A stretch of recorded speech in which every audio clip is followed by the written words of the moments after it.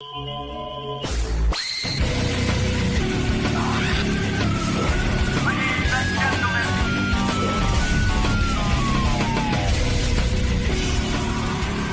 Phil.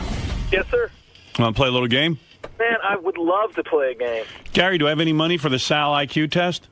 Oh, remember we talked about we're not going to make it a game? Oh. Phil, I don't have a game. Gary's right. It's not a game. Oh, that would have been awesome. I All appreciate right. it, though. Another time, Phil. All right, man. Thank Sorry, you. I didn't mean to do that to you. That's okay. See you, All right, Howard. bye. Yeah, I thought I had a game. Usually I have one. But, yeah, we tried to turn this into a game. The problem is, Gary went in and said, I'm going to ask Sal, since, Sal's always goofing on me, I'm just going to go down and give him an IQ test, verbally. Maybe we can turn it into a game. Mm-hmm. So Gary did it, and he came back and he said to me, first of all, he goes, you can't make this a game. He doesn't know anything. There's no time he answered correctly? Well, once or twice. Oh. Like 3, I think he got 3 out of 25. Gary's Wow. prediction is that, Sal's going to, have, a mentally retarded IQ. He's worse than than Gary the retard. than Eric, anybody. Any of the Wagpackers. High-pitch Eric might be Sal. I don't know, but he seems intelligent, when he talks and stuff. There's one aspect of the IQ test that has 7 or 8 components, and there's one that's general knowledge. Uh-huh. And my belief is he got one right on that in that area, because the second question in that area, which is pretty easy. I asked him on the wrap-up show the other day. They had no idea. Right. So I don't think he got any of the hard ones. So anyway, listen to this is Sal and Gary. But you should know that the other thing that's funny about this is almost all of these questions have been taken from quizzes that Sal's given to strippers. Okay. So he should know them because he came up with the questions. No, these are Sal's questions that he actually He researched. can't answer his own question. No. Wow. And Gary at one point laughed so hard. I got it here. Here's the one that Gary laughed hard at. I got to play this for you. This is just one of the questions, and Gary lost it. He couldn't take it anymore because Sal's answer is so absurd, and Sal wants to answer with authority and quickly. That none of his answer, and it's the kind of answer that you. Does he even realize that these are questions he's heard before because he thought them up? I don't know. I don't know the answer to that. Probably not. But here, Gary just loses it. He can't stop laughing. Listen to this. In what country did the Great Potato Famine take place? Idaho. Sorry. It's even more pathetic. So Sal's sitting there. Gary's losing it. And he doesn't know why he's laughing. And Sal wants to know if he got it right or wrong. Why you get that right? Why are you laughing at? He's like, what are you laughing about? Actually, that's got to be clear. I have to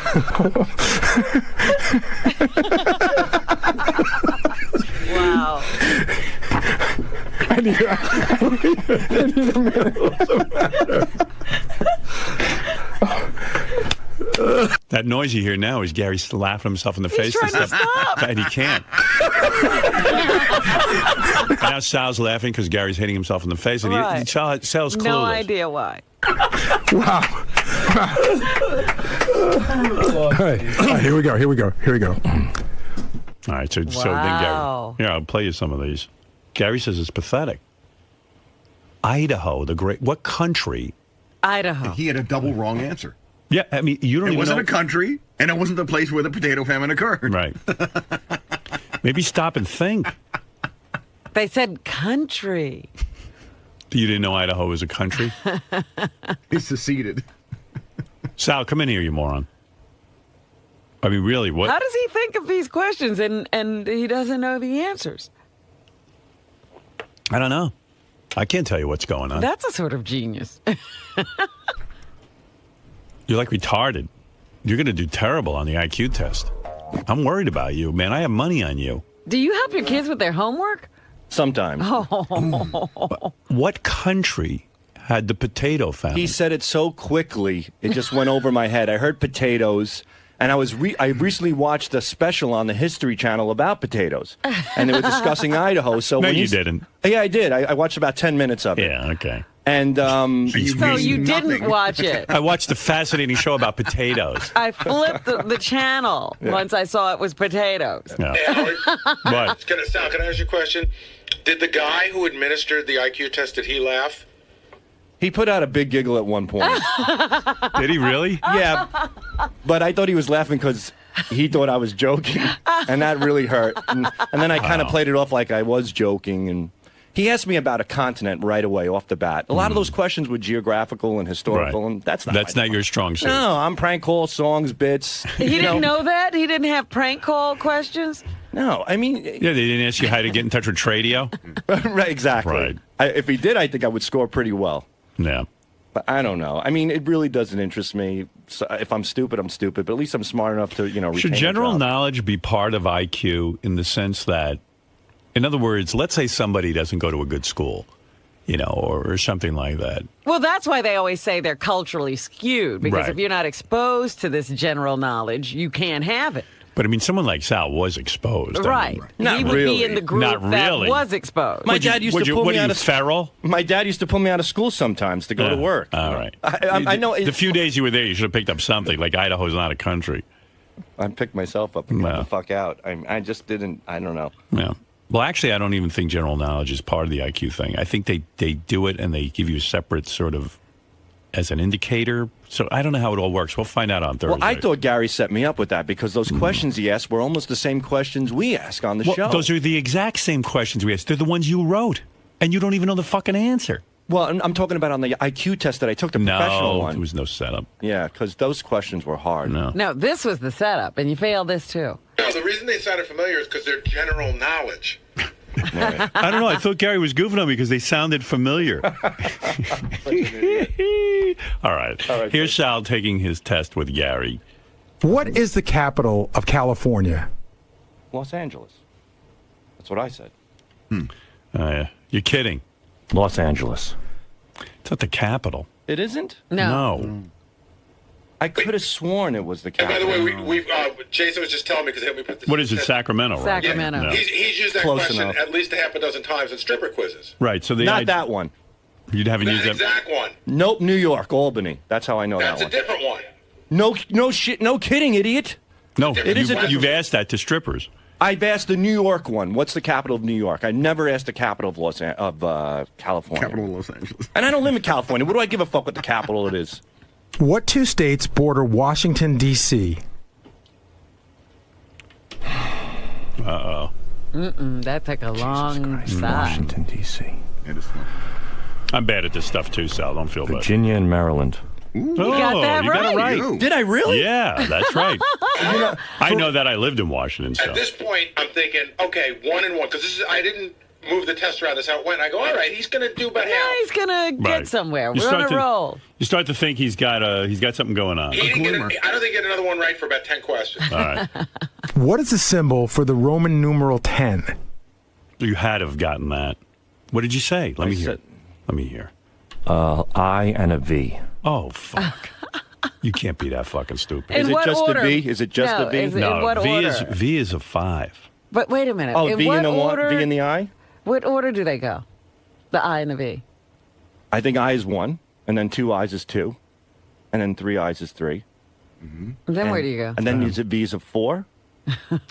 I don't know. Who gives a just shit? said V I'm is not 5. Roman. When do you use Roman numerals in your fucking life? I don't know. What but time I is know it? that. It's I. What are you fucking nuts? You would be institutionalized. Yeah, but every kid learns it. But you don't need But that it is shit. sometimes written. You Even have as a to know. comedian, you ever hear the joke, I just went to the movie Malcolm 10?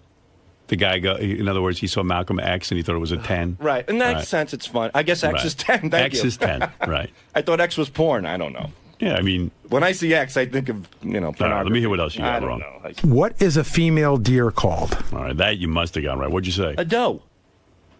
A deer, a doe, female deer. Let me hear what you said. A doe. Oh, you got it right. You got it right, Gary. I think it's after this that the streak starts. Okay. I think Gary was falling asleep during that question. He forgot. Who invented the light bulb? Uh-oh.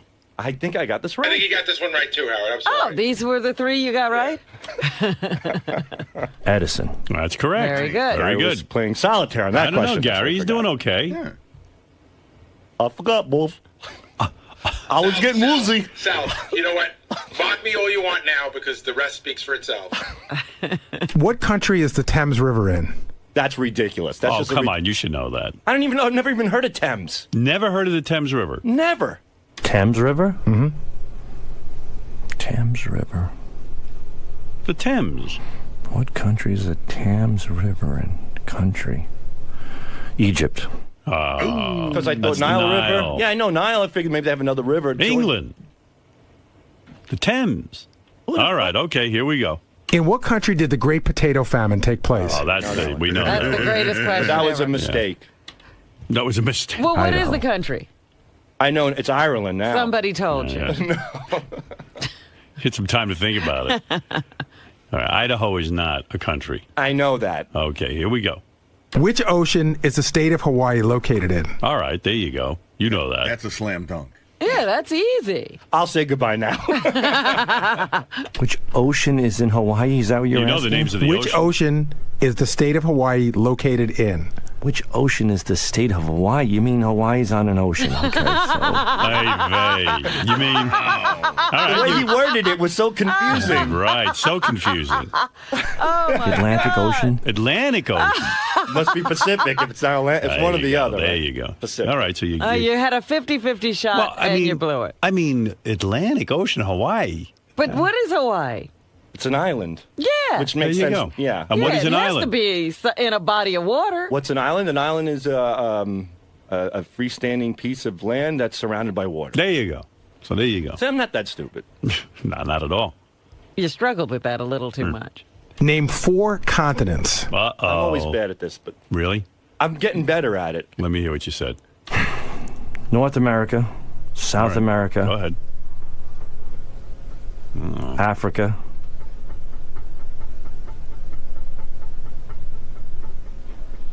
Brazil. Well, Brazil's a country. I used to think it was Tokyo, Mexico from a rap song, and then someone told me that wasn't true. So, Right. yeah. All right. But Brazil is in I know. where? South America. You already named that Right, but I continent. couldn't think of anything. And Well, you figure you might as well answer something. Right. All right. Who Never was the heard of Europe? yeah. I Asia? guess- What about it? I've been to Italy, Robin. What's your point? Australian? second person on the moon? Who was the second person on the moon? Now, I knew this, but I forgot it. That was my problem. I see. That means you don't know it. He knew it, though, at one point, Gary. Doesn't that count? Let me hear your answer. I was on our show, and it was Bud. R. Bud Dwyer? Felix. But Selig. Dwyer. Oh, Jesus. I thought he was a politician. I can't think Oh, of he's his full thinking name. of John Glenn. I was going to say Bud Glenn. Final answer? Buddy Hackett. What was his name? Neil Armstrong? Bud something. Bud Zellick or something. Bud Zellick. He did say Bud Zellick. He's thinking of the Bud commissioner of Felix. baseball. That's the only name that came to mind. I didn't know the commissioner of baseball walked on the moon. That's how he got He's the job. multi-talented. Go with amazing Bud. It was Bud. Bud. I remember it now. Now it's What is it? it's Buzz Aldrin. Buzz Aldrin. Buzz, right? Buzz something. I thought it was Buzz Lightyear. Buzz something. He went to the moon to retrieve a baseball. Who created the character Tom Sawyer? All right, this you know, right? You got this one right. Yeah, because I once said it was Rush when you on the show, Rush. That's Well, right. Rush created the song. Right. That's right. That's correct. and I think But the character itself. I got this one right. Let's see what you said. This one was on the show, so it was Huckleberry Finn. Oh, very good. You got it right. Wow. Huckleberry Finn wrote Tom Sawyer. Wow. What about Mark Twain? One fictional character created another Twain. fictional character. You ever hear of him? Yeah, Oh, you have heard. You used to know that too, I bet. I used to. How It was about a long- Huckleberry Hound? Well, you don't know a lot of shit. I don't need to know this stuff. All right. You know you don't. You're doing just fine. Thank you, sir. A bicentennial marks the passing of how many years? Uh-oh. This is easy. You got it right? Sure. Okay. Bicentennial would be, I believe, 20 years. Centennial's 10 twice by. Oh boy. That ain't right. Wow. Cen is centennial. Centuries 10. Centennial I thought was 10. Century is 10. Century's 100, right? Right. Centennial's 10 So then. 100. It's 200 years. Yes. Ah. See? You need Robin to help you. What is the northernmost state in the United States? I bet you I know what he said. Canada. No. Canada's not in the United Arctic States. Circle. Hear what you said. Washington. Or, yeah. Is that right? No. So either that Well, or, you said it. It's not right. well, I was either thinking that or California. So if it's California, I got it right. Well, which is higher? Which is more northern, California or Washington? Well, now I'm going to say California because You don't know what the country looks like. judging by the way you guys are reacting, maybe it was right. Maybe is Washington right? Did I just? I'll stick with Washington. Washington's good enough. Okay, good. Well, I'll on the take it. continental United States, that is. Right. What sport is played on a gridiron? Wait a minute. Because it's Alaska would be the north. Yeah, we didn't answer You know him. that. Oh, I'm sorry. But this is a question that was one of the ones that Sal's used many times. Not the northern one. All I remember is that one time you had a map out there. and- Gary got him from you. No, not these, Howard. I know my questions. I know the answers to my questions. Okay. You don't recognize any of these as your question. No, What sport is played on a gridiron? Uh-oh. never heard that. Not into sports. A gridiron. A gridiron. A gridiron. A gridiron. A gridiron sport. I'm not into sports either, but I know this. I'm not into sports. Soccer. Soccer. Douche. So lucky guess. Football. Football. Yeah. I don't see a gridiron there. I see a bunch of straight lines that go Never across. heard gridiron? Never. Never heard that? Never. Gridiron. Well, what about soccer is a gridiron? Is it a gridiron? It's similar to a football field. All right, look. I don't know. You're having a lot of difficulty. But you're asking me things again that I'm not interested in. That Well, really yeah, I'm not interested in football But either, they're but I have a they general really knowledge. are general I know other knowledge. things about know. football. Do you ever hear the expression like a gridiron great? Like, they go, Frank Gifford was the great gridiron, something like that. All I know about Frank is he banged some chick in the ass, and you guys. He didn't bang her in the ass. You don't even know that. Oh, he tried to. He wanted to. He wanted to. She didn't want to do it. Right. Okay, there you go. Shall we? And that was Shall we, my dear. Shall we, my dear? Benjamin Franklin is one of two non-presidents on U.S. paper currency. Oh, no. He's on the $100 bill. Who is the other? That's a good question. Benjamin Franklin is on the... I think I'm having difficulty drawing a name up. Why am I having a problem with that one? I don't know this one. Yeah. You see, we're all in the same boat. Well, I'll admit when I don't know one, but this is the first one that stumped me. What's the answer, Gary? Lincoln, Washington, Jefferson. Hamilton. They're all presidents. Was Jefferson a president? Yeah. Yeah, right. Lincoln wasn't. On a paper bill? Mm-hmm. Paper currency. Jesus Christ. What's going on with the audio? Lincoln. Jesus. I don't blame you First for I can not think of that getting this. may not have been. I'm going to just say Jefferson. But how about saying I don't know? Well, he always takes a guess. Yeah. Makes you it a have bit to. more interesting. Then when he comes up with Idaho and shit like that, it's funny. Well, no. Those he would have just... Right there, he knows he doesn't know, but he can't say I don't know. Right. I know somebody on the a coin that wasn't a Sacagawea was on the dollar coin. There you go. She wasn't a president. What newspaper's motto is all the news that's fit to print? You knew that one, right? Yeah. What'd you say? New York Times. Good. Okay, so you got that You right. got 4 right. New York Times. You got 4 of them right. Not too shabby. No. Way to go. Your IQ should be around 40 so far. 10 more than I thought it would be. Yeah. All right. All so we right, get so- the idea. We know you don't know a lot of stuff. You that took doesn't Sal over Richard? Yeah, I did. I wonder how many of those Richard could answer, honestly. I Right. don't know. Yeah, No, maybe we should have given Richard the same test. Right. Well, we're going to find out Thursday anyway, so That's you'll be either true. vindicated or just shamed. Is that the end of the CD, Howard? I don't know. It's enough. Shamed. We know he doesn't know anything. I'm beyond shamed. I sold my humility years ago. I mean, forget it. Right. You know, but I'm proud You of the other. sold your humility? Yeah, to He the sold his devil. humility. I have no humility. To Sacagawea. My dignity to Sacagawea. All right. You better go. My brain is scrambling. You're kidding. You're trying to think, but nothing's happening. Oh, Howard. I like that he was a stockbroker. I will never listen to a stockbroker again. I And was he successful did as a pass stockbroker. a test. I know. Yep. I gave Gary an opportunity to make like $64,000 over the course of a week. He passed on it. Right, and then how many opportunities did you give me that didn't make money? Everybody remembers their biggest success. No, that was it. You just stopped with me. This idiot, I'm prank calling him, calling the horse-tooth jackass every day. And then I actually called him up on a whim to see if he would open an account, and he did. He actually opened an account up. But how do you? And then I said, what am I doing? Right. Because Stuttering John goes, I told you, he's crazy, but he makes money. So I opened the account, and then I go, I'm not giving him my fucking money. I'm out of my mind, and that was that. Yeah. Yeah. Well, You think he beat you down for it? no, I don't do that. I never Called beat you him every up. day as a horse-tooth jackass, and then wants your money. Right, you stupid. Yeah. But again, he's talking about like one opportunity, but what about all the other opportunities you had for You're people? saying Sal could have made you $64,000? That's what he says. I don't No, you even did the math, Gary. It was an IPO that I brought I don't to you. even remember discussing. Like, I opened the account and I was so mad at myself for even doing that I couldn't even tell you what the name of the stock was or what the opportunity was. I just completely tuned it out. I made Doug Goodstein money. I made Stuttering John a lot of money. I did well. All right, later. Good job, Sal. Thank you. This is the greatest show on earth. Sal. What? All right, so after hearing the answers, how do you think you did on the IQ test? Considering that I don't know that stuff, 4 out of whatever it was, 4 out of 10 isn't bad. Really? What are you laughing at, Lisa? I like the way you make yourself feel better. Now you really, What's there to feel bad about? you really don't remember hearing those questions? Those questions I never asked. Gary says those are the exact questions you asked. What's Gary doing? Gary's busy sleeping, playing solitaire, sport, bleating out of the garbage pail. What is it? He doesn't pay attention to what's going on around here. If he did, he would know. Come on.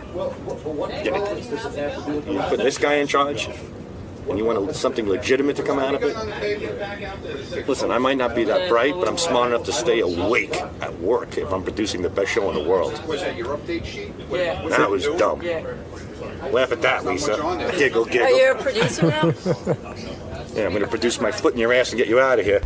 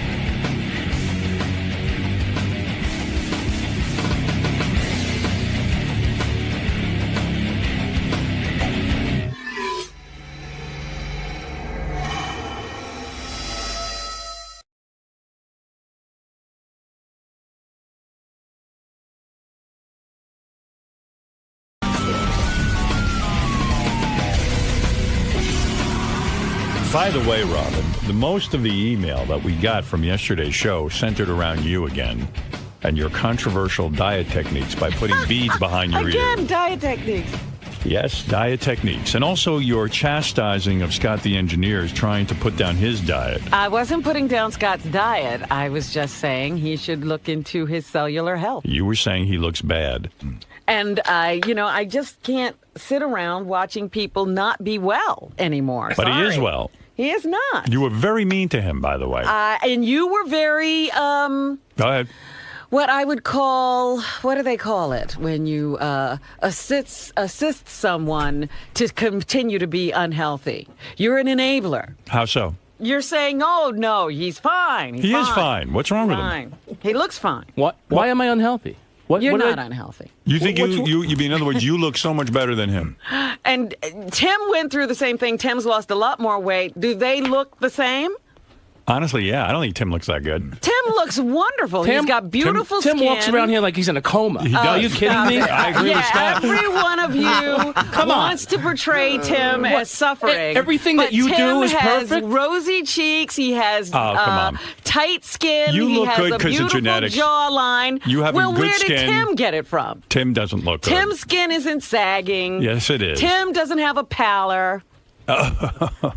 You don't listen to the conversation behind Tim's back. I don't care. I can see Tim. Everyone says Tim looked better fat. Well, he might be one of those people. That Am I right? that's Has anybody the else case, but- speak up if I'm telling us not the truth here? Did anybody else Who heard this? says that? I've heard it. I've heard it too. You heard yourself saying it. I didn't. I actually, well, He looks a little less alert. Yeah. Oh, the rap on Tim is ever since he stopped eating. You can actually see his eyes. Ever since Tim stopped eating, there's a vacant look in his eyes. He can't really focus. You guys are so funny.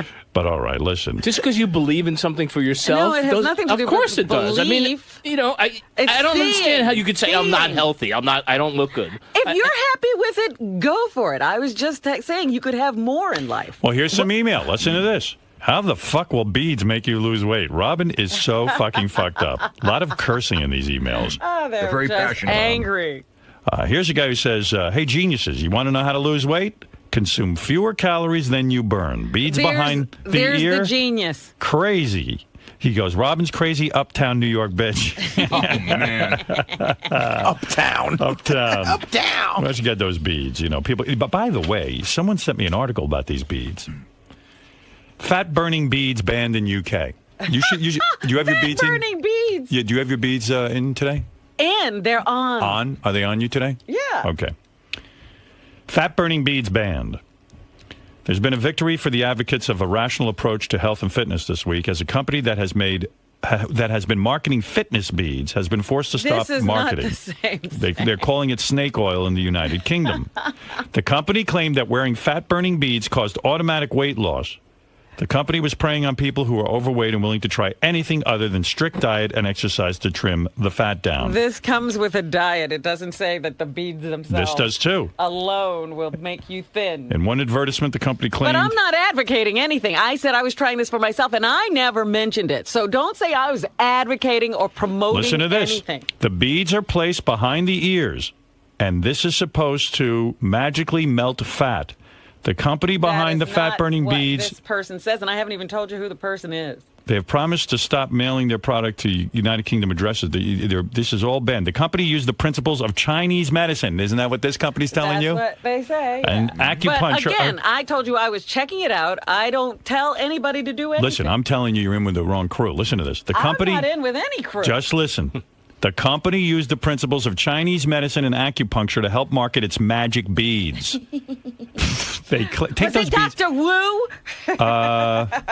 Wait a second. It might be. Let's see. I don't know.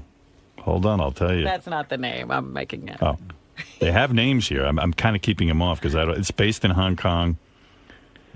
They claim that the beads manipulated acupuncture points behind the ear, which induce a fat burning without diets, exercise, or effort, and that customers could lose 30 pounds of fat in 1 month just by wearing the Again, beads. he says without exercise or effort or dieting, and that is not the case here. Alternative medicine does have some useful tools and remedies which can help relieve stress and tension as well as treat some minor conditions, but there are no remedies for being overweight other than changing diet and exercising. All right, well, anyway, listen, good for you with your beads. You want to keep them in, but keep them in. But I'm just telling you, at least I'm saying something. All right. Oh, now he says something, but I don't need any help.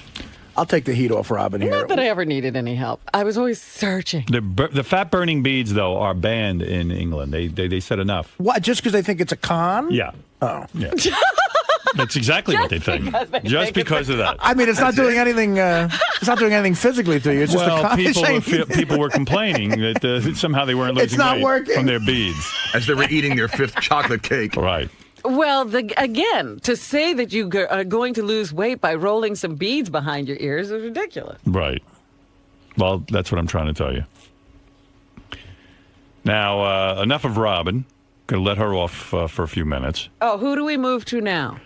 Let's go to Yucko the Clown, who wants to weigh in. Okay, Yucko, you're up. Yeah. You know what? I'm glad you got rid of the beads.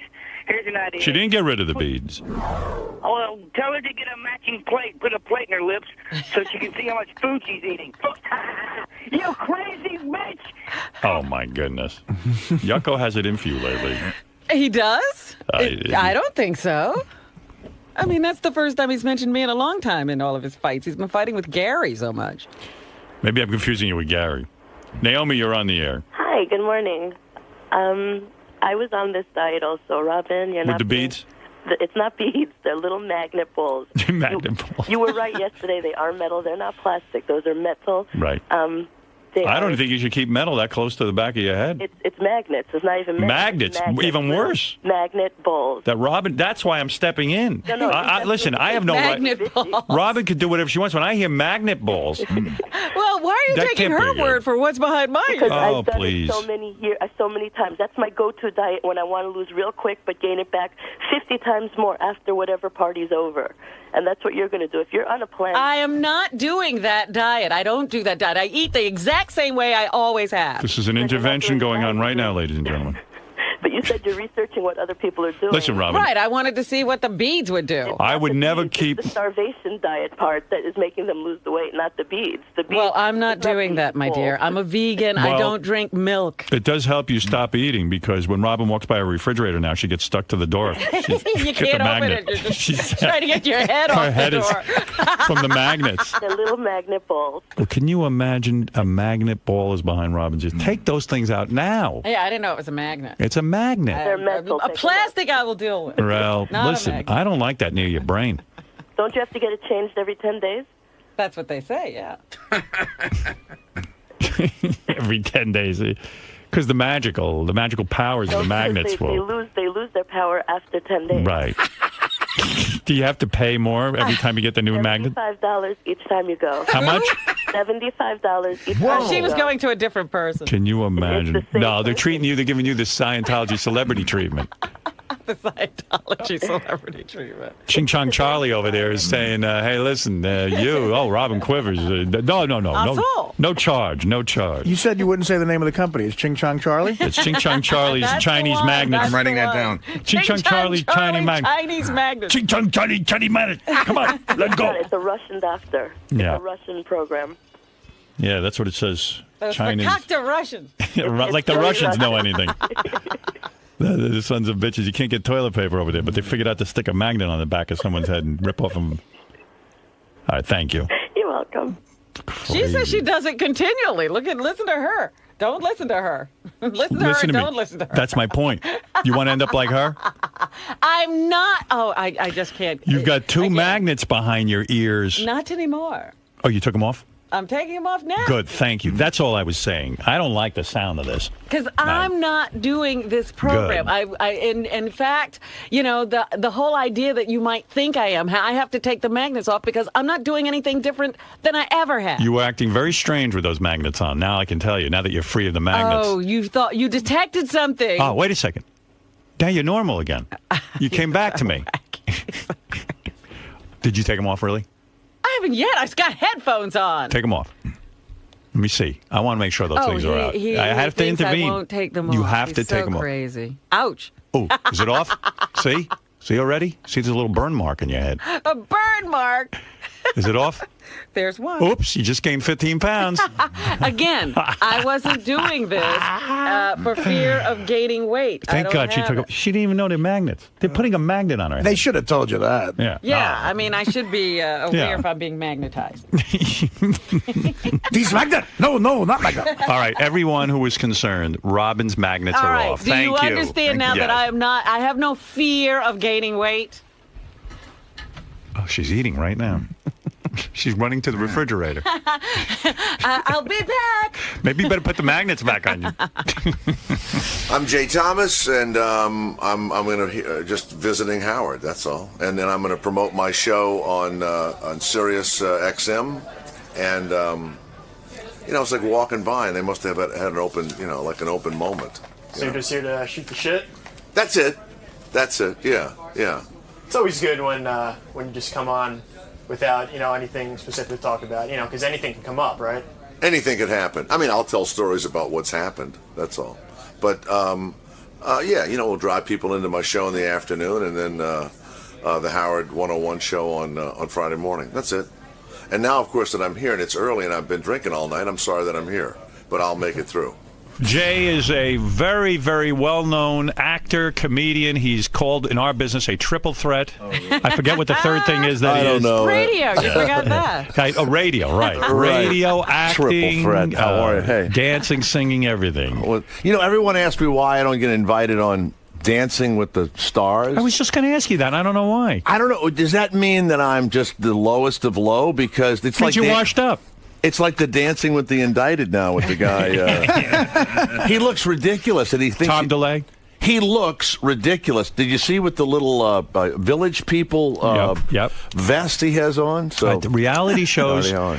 Did you actually watch the show? Of course he watches it. You know what? For the radio show, I watch all kind of horrifying crap. Because you have to comment on pop culture. But my wife watches. It's like Robin had to put magnets behind her head because she comments on these things. Yes. Clean House. And she watches the stuff where they clean people's houses. Yeah, the people who clean up the clutter and the crap. But she'll watch it like every night. She'll watch the clean house thing. And you want to really comment and say, she used to watch Who's the Boss. So now we've actually, gone up from that. Hasn't this hurt she likes those cleaning shows. Hasn't all of this, the way television has changed, hurt your career in a sense? It used to be sitcoms, acting work, which you're very good at. And you were on many sitcoms. You were on Mork and Mindy. You were on Cheers. Well, it killed the sitcom. It killed it, right? You know where the sitcoms are? They're on the Disney Channel. So what are you going to do now? There's less work, right? I mean, you want to act still, but where does an actor go? It's all reality show. Like you say, you'll have to go on Dancing with the Stars very soon. The other thing is there's independent movies, so there's hardly any money going on there. It's just an odd time. I don't know what's going to ever happen, but this movie, Big Fan? No. With Patton Oswalt. It's the Giant Fan thing, yeah. The guy who wrote The Wrestler. They made the whole movie for $300,000. The whole movie. So that's terrible nobody's news. getting paid even. Nobody's getting paid.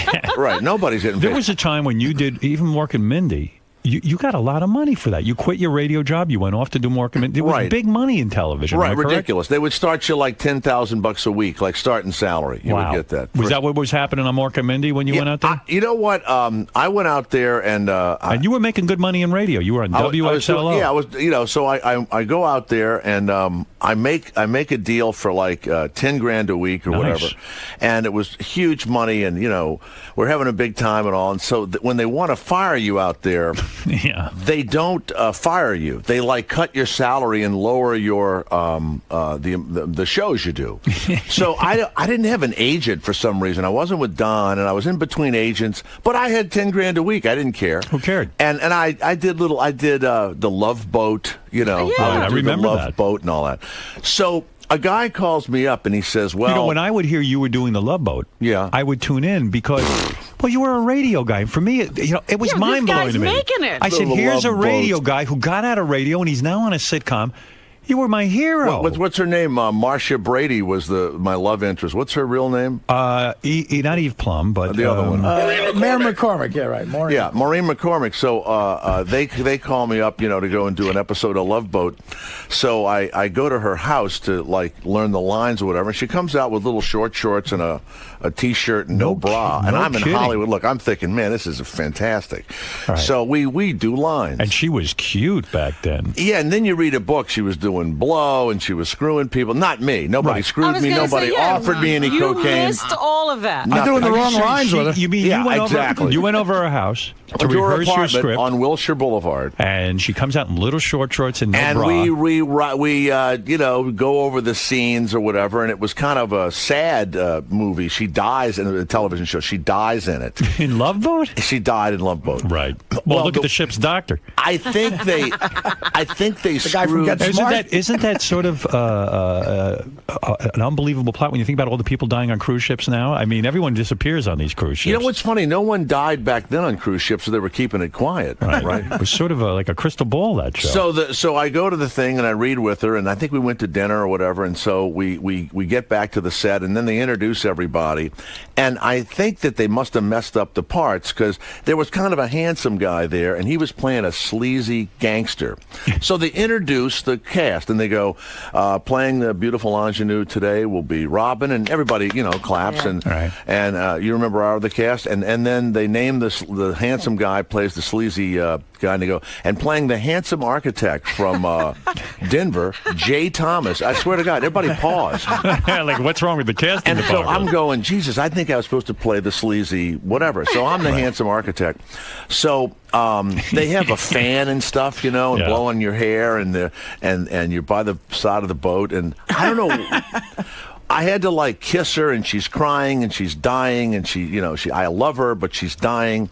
And we run up these stairs and we go off set, and it's in a dark little room, and you have to stand there until they yell cut. And I never did a thing to the woman. We I kiss her, and she runs up the stairs, and I go, wait, and I run up the stairs with her like that. And when I get into the little room, she turns around, and she goes, don't touch me. And I go, I wasn't going to do anything to you. Nothing. She goes, well, don't touch me. I went, and now I'm in a little tiny room, and they haven't yelled cut. I said, I wasn't going to do anything. I'm Nothing. acting.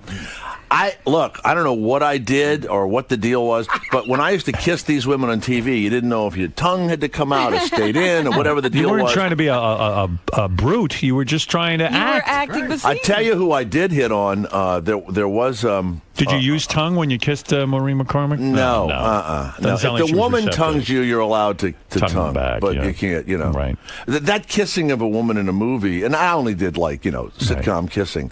It is odd. It is strange. What? Not to get Sarah Jessica Parker, I kissed once. Oh, no kidding. I played a really sleazy guy, and I was looking at a house with her, and so she says, "Well, you could make the deal for this house." And I go, "Really? You can make the deal?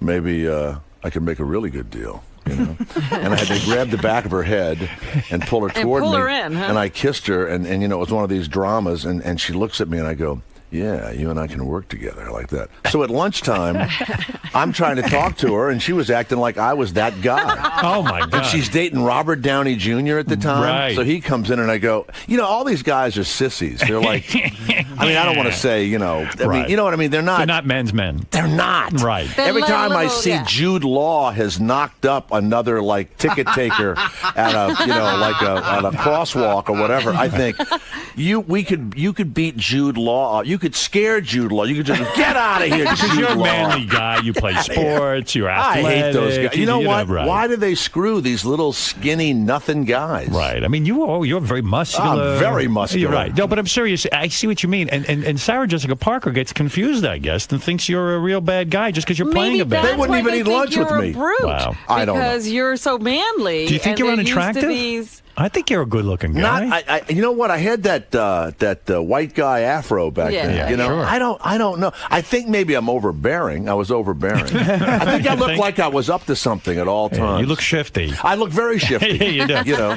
So, I mean, look at the career you've had. I mean, you've really done a lot of. You made out with Sarah Jessica Parker. That's right. You've done a lot of important things. Wait, you were about to tell us a story about somebody you made out with. Maybe it was Sarah Jessica Parker. I don't know. No, you were saying there was somebody that you hit on. Yeah, you hit on somebody. Yeah.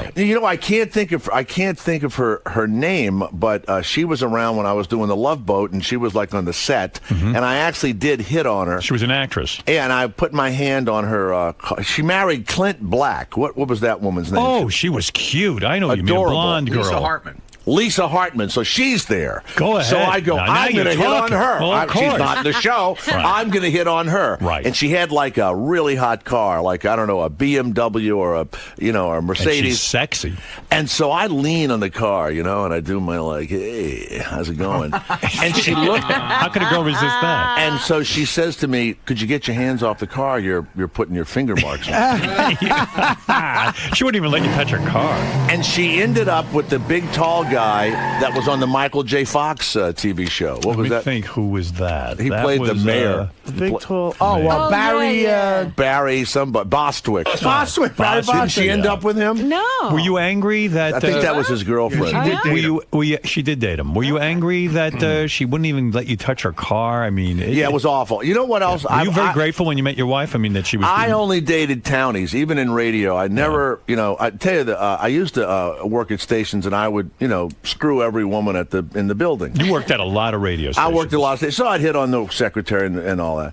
And so early in the morning, there would always be a woman in early in the morning, and I'm out in the middle of nowhere working the morning show, and I would start hitting on her, and before you know it, we would screw while the news was on or something. Sure. Oh my God. In the building. In the building in the morning. I mean, you had a wilder radio career than I ever did. I mean, I was wild on the air, but off the air, you always had a wild thing going. Everyone says about Jay that he was always wild. You would fuck girls during your show? Yeah, during the news. I even did it in New York at when I was XLO? Yeah, 99X? 99X. And so... Gee, I thought you were such a clean-cut guy back then. No, there's nothing wrong with it. You have a show with half-naked women in here. I'm telling you, I get laid, at the building. How did you work that? In other words, when you were at 99X, which is a top 40 station, and you were the morning man, that was a big deal. Right. Did you feel also at KTU? Weren't you also. nervous if you fucked a girl during the show that like you wouldn't get back in time to change the record? Well, we had news, right? Yeah. I would, but How I'd long have to was the go in. news? 5 minutes. 5 minutes. And 5 minutes. And to the second. This Am I is correct? romantic. And you know what? I don't you'd think meet there a was girl like who was the receptionist and say, "Quickly, come back." It would usually be a woman that would have to come in early and do the logs or something, you know, Right. fill out something Traffic or other. girl, yeah. Traffic girl would be Right. the traffic girl. Right. Well, and I always thought no one knew it. Of course, everyone knew what I was doing. And the way that I finally got caught was when I would put the girl on the desk. Mm-hmm. It was somebody else's desk, and apparently her ass would leave a mark on the papers on this person's desk. And the person didn't want to turn us in because they said, I don't want to get in trouble for turning Jay Thomas in. Right, you were the Everybody star. knew I was doing it. Where would you go? To somebody else's office? Wouldn't you go into your office? There would and do be it? an office that would be open. She Right. would be working at it, and I'd go, look, I only have like 5 minutes. Let's get crazy, blah, blah, blah. Right. And we weren't doing drugs or anything. Right. That would have been fine, too.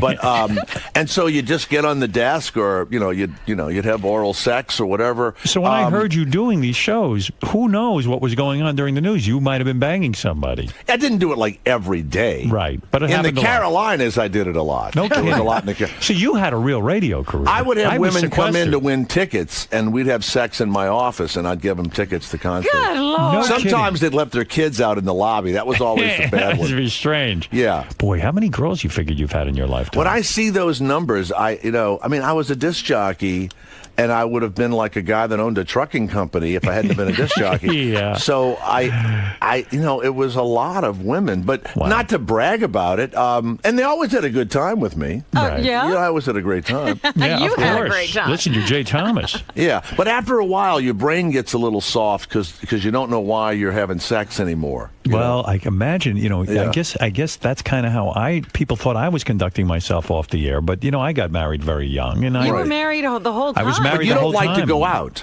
I don't. You see, you love going out. See, I went Jay's out very social. and I was drinking last night at a bar, and these two gigantic Korean women. There's these Koreans in our building. It looks like I don't know what it looks like. Yeah. But I was going to stay say away something from that. awful. You went out- I was going to say something awful. You went out drinking in Manhattan. Yeah, and Right. so these. So you're the this- kind of guy, you'll go even by yourself to a bar, right? No, not really. I mean, I'll read a newspaper or a magazine or whatever, but I'm not looking to meet anybody. About a 6'3" Olympic swimmer, Korean swimmer. Right. Found me cute and animated, and the next thing you know is talking to me in the bar and all. And of course, everybody thinks, I did something. But what's funny about being on TV and the radio is it was like having big tits. Right. You walk into a bar and you don't have to hit on anybody. Right. They come to you. And they'll Right. whisper, even if you'd like the slice and dice guy in the middle of the night, he used to get laid. That guy, Ron Popeil. Right. He used to get laid. You remember him? Right. Ron Popeil, who would sell Anybody the infomercial that's on stuff. TV gets laid. Fame is an amazing thing. It's as long as you're stupid, though. somebody. Because you know what it is? Women trust you. They say, well, he's got a good job. It's like they know you already. Right. So they you seem to got feel you're past safe. a certain barrier. The combination of fame and blow, that's a big one. The one I love is when they don't know who you are, and then people recognize you, and in about an hour, they're going to lay a guy that they didn't know who he was. That's right. But now other people have recognized him, so I got to get some of this. Right. See, it's amazing. You were very smart in your career because there was a point in time, especially when you were up and coming, that you were single and you got to take advantage of this fame. And But wasn't it uncomfortable around the state? I mean, were you screwing different girls at the station? Yeah, the worst one was 99X. I think I would go into WXLO in New I would York. go into different offices, and I'd get off the air, and I would go, and each one, they had one woman that spoke in tongues actually, and I don't know what she was ever were saying. you picky at all? I guess everybody was adorable. We're all young. Everybody Yeah. was great, but there was a line of offices. There would be the traffic woman, there was the music director, then there would be some sort of assistant, and I would move in and out of the offices. You were a busy bee. You were just moving. I was Like a busy bee. pollinating every Right. flower. I was a yeah. busy bee. I was. Do you think you were a sex addict? In a way. That's another stupid thing when you see that. What's a sex addict? Well, I didn't used to think that there was something about That's that, but a sex. not But true. do you think that you were? It wasn't that you were that horny. It wasn't that you were that horny. It was that you felt you had to connect with every single one. No, I didn't. I didn't. I do think that, man. No, you would just connect, and you'd be in the office, and you'd sloppy talk, and then But your wasn't legs... it embarrassing afterwards? Because basically you had to see them the next day, and you didn't. Now you're not fucking them anymore. No, but I mean, you never took one of these girls out to dinner. Yeah, I would take him out to dinner. Oh, Sure. okay. No, Right. I would have relationships with them for years. Oh. And I'd go to their weddings and stuff, you know. Oh, my God. I mean, you know, I was their friend. I was their fuck buddy. I don't know. What do you want to call it? So you're the kind of guy. Yeah, I would describe you as a It very was available. social guy. It was available. So you're a social guy, even though you're a morning guy and all that. You will always go out at night. I'll stay out late. Yeah, you will stay out late. I don't know how you do it physically. I didn't want to do. I went out. We stayed out till 2 a.m. last night, and I said, "Jesus, I got to do Howard. You know, this is stupid. You know." Right, but you do it, and then what do you do? You don't care about sleep. You don't get sick a lot from not I sleeping. don't get sleep. No, I don't get sick. You don't get sick because you like for example, Monday night, my wife's out of town, and I get a Really? call. I got a call from. Isn't that in the paper every day now? Yeah, I got a call from Steve Martin. You know who Steve Martin is? You mean the comedian? The comedian. Steve called me up, and I'm friendly with. I've gone to dinner with Steve. Do you know who Steve Martin is? I don't know who you know. You're so busy fucking. So You might have missed him. you were busy with the Love Boat. But he's boring, Steve Martin. No, a terrific guy. But that's no, not the but point. I'm not here to debate the merits of Steve Martin. I Yeah. think Steve is a genius. But So did you and Steve get together? no. So Steve called me up. He says, "Hey, listen, we're going to dinner with Ben Stiller and his wife." He says, "I think Beth's out of town, but would you like to join us?" Now, Jay is a smart guy. He would say, go. "You know what? Let's go." In fact, they were even eating early, 7 o'clock. 2 seconds, I'd be there. Right, because Why it's wouldn't you? I said to myself, "I'll be sick. It's too late. I've got to get to bed by 9 o'clock at least. I need to organize for the show the next day. I'm completely focused on this fucking show." It was ridiculous. I know. But By this the is way, how I think. when you get, I mean, I have to listen, and you're certainly great, and they pay a lot of money, but this is not difficult to do. Well, I don't know. I mean, for you me had it the is. women in here taking their clothes off and answering questions, and But Sal, and I mean, come on. I had to we're not- craft that. I had to get people naked. you weren't doing Benjamin Button in here a few minutes ago. You know? I feel I need to be focused for the show. Well, you're stupid. You shouldn't do that. That's You should go silly, to right? I dinner. should have gone to dinner. Go to dinner. You Right. live. You know what? What you really have to do is stop being like that. I don't know how else to tell you, But maybe that's why I'm so successful, because I'm so focused No. on the show. Don't No. you think? It would make no It has difference nothing at to do. all. it has Look, nothing to do with drunks that. and drug addicts who stayed out all night were hugely successful. You know, Is that right? You know, Lenny Bruce was on heroin. He was very successful. Extremely If successful. Steve Martin had called him, he'd have gone out with him. You know. So your advice to me is to pay less attention to the show and get out and No, do your come thing. home at 9 o'clock. You'll be fine. Go I to see. early dinner and come home. Right. But what it does is, I wake up tired. I need my sleep. This is all, but you program yourself. Do you hear what you just said to yourself? Jay has he has a good attitude. Jay says, "I'll go out and have a good time, and then I'll get up Look, and do I the was show." tired this morning. I'll take a nap later, or You'll rally. I'll figure something out. So You know, who were and you I'm out gonna- with last night? You went I to the went out bar. with the people from my show, you know, Oh, okay. and we were having a nice time. But I was. Is that nice? Did you at some point get very fatigued and say, "I can't talk to these people anymore. I'm exhausted from talking. I just want to be by myself and But he think." doesn't see them that often. You don't. but- you guys don't work in the but same. No, but I stayed find- with them for 45 minutes, and then I talked to the Korean women for a while. Then I went across town, and I had dinner with somebody else, and I do it in like 1 and 2 hour little segments. Really? And then when I came back, somebody called me, and they said, "We're at the vodka bar," and I go to the vodka bar, and I said, "I'm only going to stay an hour." How much drinking do you do when you do this? I probably do 2 or 3 drinks a day. You know, either wine a or- day, every day. every single day. Yeah. Wow. Something or other. Boy, you but know. you're having a lot of fun, aren't you? Because I've always, but I'm from New I find Orleans. that That's a whole exhausting. different deal. I don't feel that connected to people. I get exhausted from talking to people. I get tired. From it's exhausting. It's Yeah, draining. but you have a whole dialogue going on in your head I about, know. am I being funny? Am I witty? I don't know. You know, Do they like me? Howard, to me, at and some I even point, go, you're a just married gonna- guy. Why go through all this if you're not going to get laid at the end? No, of you're the not night? going to get laid. But you know what? You're not Right. thinking about getting laid. I Right. mean, and listen, when it's no fun anymore, you go, "Oh, I gotta go. I gotta get up." I got to get Okay. across town. All right. Oh, well, so maybe what do I'll you do? learn. You sit alone? That's Yes. fun. Sitting I love alone it. is fun. I And love watching what? Television? Television. I play chess. Jesus. You know, love if I it. watch study TV chess and I'm books. alone, that's depressing to me. Yeah, You know? well- I mean, if you were writing a novel or something, I can understand. See, it's depressing to me to be out with people. Well, you know, it sometimes I don't want to be with anyone, but I want to get together with you one time. We're going to do it. We're going to do it. nothing Me- exciting is going to happen. No, I'm going to go to dinner with you. I'm not as exciting as Steve Martin. I I'm want to sure. watch. Listen, Steve When I is was a on genius. Let me tell you 99X, about he was Steve the Martin. hottest comic. Steve's a genius. He came on the show and he wasn't funny. So that was like, 25 years ago. And he wasn't funny. And I never forgave him. I don't like these star comics who come on shows and Listen, they're not funny. Steve Martin put out some of the greatest comedy. He made did. Great I movies. worshipped and him. that book he just wrote was brilliant. I'm talking about What about the book. Pink Panther movies? Why does he do those? I didn't see Pink Panther. For the money. Listen, the same reason It's you did time Love for the Boat. payday. Same reason you did Love Boat. I wouldn't do Pink Panther if I was Steve Martin or Why? with 8 you get April. think It's you'd embarrassing. have He wants some to. He dignity, wants to right? act. No, he can do anything he wants. It's embarrassing. All right. It's embarrassing. Well, listen, you can take it up with him when he invites you to dinner. I'll tell you, the other day, this hadn't happened to my sitcoms. Kelsey Grammer's doing a television show. Go ahead. So they said, hey, there's the part of The Best Friend, but it's not going to be every week. You can do your radio show and Great. and be fabulous. I go, Great, good. right? And I go, gee, I'm Finally. getting ready to leave for New York and all. They go, look, you've got the part. Go ahead. Just go into the building and meet him. And Meet Kelsey Grammer. No, I know Kelsey Yeah, and, right. and the other director guy who did Cheers. And so I said, all right. So I rearranged my schedule. All I got to do is go in. Right, That's all I because the gotta do. part's yours. It's mine. Right. So I drive, I go in and I rearrange everything, and I get in there, and there's 40 people waiting to be I'm thinking, this isn't even like that special, right? Yeah. So I go in, they laugh, I read, all I got to do is go in. Right. I get back in the car, and I'm heading for the airport, and my the manager guy calls me up, and he goes, Jesus, God, you're not the right height and weight. Oh, stop They said, it. you did a great job. They always say, you did a great job. But I said, what are you, crazy? They know how tall I am and everything. And I thought I should have not gone out of my way. I should have just said. Why do people say to you? Well, I got to ask you a question. I don't know. I've heard these kind of stories before. Why do people say to you, Jay, don't know. we love you, come in, it's a formality. I don't know.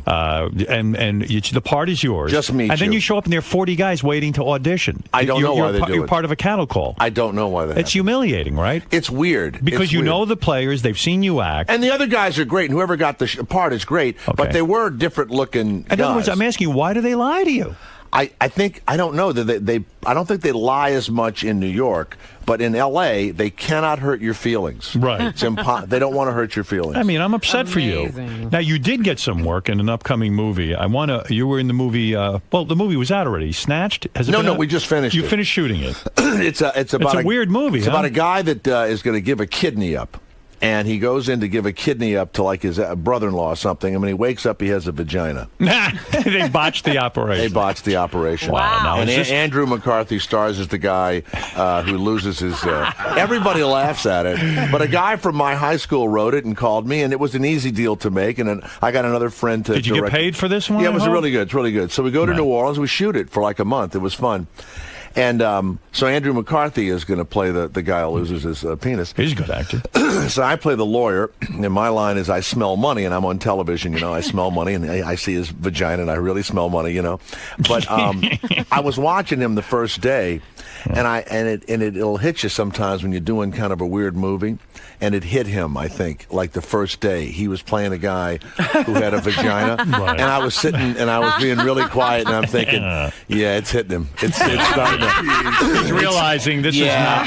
He's thinking, I'm playing a guy with a vagina. Yeah. How is this going to go? Right. Right. But everybody laughs at the premise. I It's don't a know good premise, but... it is. Yeah. But it's called Snatched. Snatched. All right. Well, I like the title. I like that you're in it. I will go see it when it comes out. Good. I'm sure you will. And recently... Will you go see it, or do we have to send you? Send me a copy. Sure, I of won't go course. anywhere. You never go to a theater, buy a box of popcorn, and sit with people. No, I do. I do. I do When that. was Do they the last bother time you did that? Do they bother you? I when can't you go remember out? doing it. People go out. Do they surround you like you're a monolith of some sort? No, it depends on where I am. There was one day, the other day, things got overwhelming. I was walking down, I was trying to get to 53rd Street. Were you alone? Yeah. Okay, good. I was trying to get down to 53rd Street. Well, what happened was I was in a limo. President Obama was in town. It was awful. And I couldn't get down the street. So Right. we're going to watch a movie at the Warner Brothers screening room. I got out of 57th. I walked down the street. No one bothered me. I got to 53rd. Then the cops stopped me because they wouldn't let anyone through because Obama was going to do Letterman. Mm-hmm. Well, then all hell broke loose because I'm standing there now. The cops won't let me through, and there's about 500 people You're waiting. stationary. I'm stationary, and that's what did me in. Then you're surrounded. Yeah, and I said to the cop, give me a break. Come on, huh? And it looks like little pushins around you, right? That's right. I'm a tall guy, so... Now, how long are you going to keep the hair thing? I'm going to keep the hair as long as it keeps on top of my head. What do you mean? There's a point in time that it's... Is my hair too long, you think? When you get a certain age, I think that the Do you hair... think it looks silly? Yeah. You do? Really? I do. I think it was still looking good, Well, no, but you might be right. I mean, not you that might I could be have right. really long hair, but I keep it short. I mean, Well, you have no choice. You don't have that much hair. I don't have that much hair You know, left. I've got the hair. I know, but it's. Have you ever seen my What are you face? looking silly about it? What do you mean? Have you ever seen my face without the hair? Now, you know what? It's like the over the hill rock stars. It's like I saw Gino Vanelli. He might recently. be right. You know Gino Vanelli. You remember Gino I Vanelli? remember him. So I'm at the Harrah's Casino in New Orleans. Yes, I was gambling there, and I was doing a burlesque show there also or something. So we're having a big time. Gino Vanelli comes in the restaurant, and he still is trying to have the hair, that Gino Vanelli hair, and he looks ridiculous with the Do hair. you think I'm at the ridiculous point? Not ridiculous. Listen, not yet. I've gone way shorter. I've shortened my hair. In fact, I'm getting a haircut today, and Okay, it's much that's good. shorter. It is shorter. It is shorter. So I mean, I think it's appropriately short. It's not. It's not. It's not like the traditional haircut. It's a little bit of a. And you bouffant. have no gray hairs, or is that dyed? No, not dyed at all. I do have gray hair, but I'm not coloring my hair. Okay. I'm not doing any of that weird shit. No, you know what? I mean, I don't want. I know it's probably going to send you into some, therapeutic tailspin. I'm already there with your hair. But I was just wondering, how long do you? I mean, do you go all? You're like, will you be 70 with the long I hair? don't and have the answer for you. A silver ponytail? Will you have that? That's the one I If you like. notice, my hair's gotten shorter. It has. And it's getting shorter. I'm starting to move into that area where I make it shorter and shorter. Right. Beth likes it shorter. And that's the way it's going to be. But will it ever be a traditional haircut? I don't know. But listen, guys do stuff. Would they you fix ever their teeth, they- dislike her after a while, like men? Of course, I'm a guy. Dislike their wives. No, so far so good. Yeah, you're all We have- like. I love her. I'm having a good time. How many with her. years Do you dislike your wife? No, we've gone through everything, but we happen to be going through a good period now. But you've gone through dislike and then liking Yeah, her. you wake up. I'm sure she couldn't stand me either. You just don't like each other. You look at each other, and I think that's why Beth maybe took this job. Maybe she didn't like me so much anymore. I don't know. Because she left for a month. So I'm kind of like, you know what? Maybe she, in some level, she was kind of like, I need to get away from this guy. A little space. Because in the she beginning doesn't of the need relationship, you as much as you need her. That's right. Because every 5 minutes you say she's out of town. Right. Yeah. Yeah. I need her. She doesn't need me that much. So when you're just sitting around watching TV, does she just stare at you? No, she has a very busy life. Trust me. She's working around. She's the house? working. She's got a bunch of jobs that she's doing. So she is. And so you're miserable by yourself. Yes. Yes. Yes. But he won't go out and meet people. Right. It's very weird. Tell me about this movie you did, TV movie. Lindsay Lohan was in it? Yeah, well, it When was wasn't. this? It wasn't a TV movie. It was going to be a regular movie. Oh, and so it was called Labor Pains. So. What do you play? Like dad, Lindsay Lohan's dad? Or No, I something? play like an older guy at this publishing firm, and I'm looking at her and looking at her ass and all, and then she gets pregnant, and it turns me off. Right. But she's faking pregnancy because she's going to get fired. Right. So she fakes it, and she falls in love with the guy, and she really gets pregnant. So there's Lindsay Sounds Lohan. horrible. Yeah, it wasn't great. Yeah, right. It I wasn't like good. Snatch better. Yeah, me too. Snatch is a good one, right? That's right. Right. Well, so I get to the set, and there's all this paparazzi there, and I haven't been, it's been years since I've been around all the paparazzi stuff. Right. These guys want to take pictures of Lindsay Lohan every minute. And they are Armenians, and they're from the Valley, and they're like the group of paparazzi from the Valley. And if other paparazzi come, they run them off, and they fist fight, and it's a You danger. mean paparazzis have territory? They do. Wow. This is the Armenian kind of territory in the Valley, and they were taking her picture and the whole thing.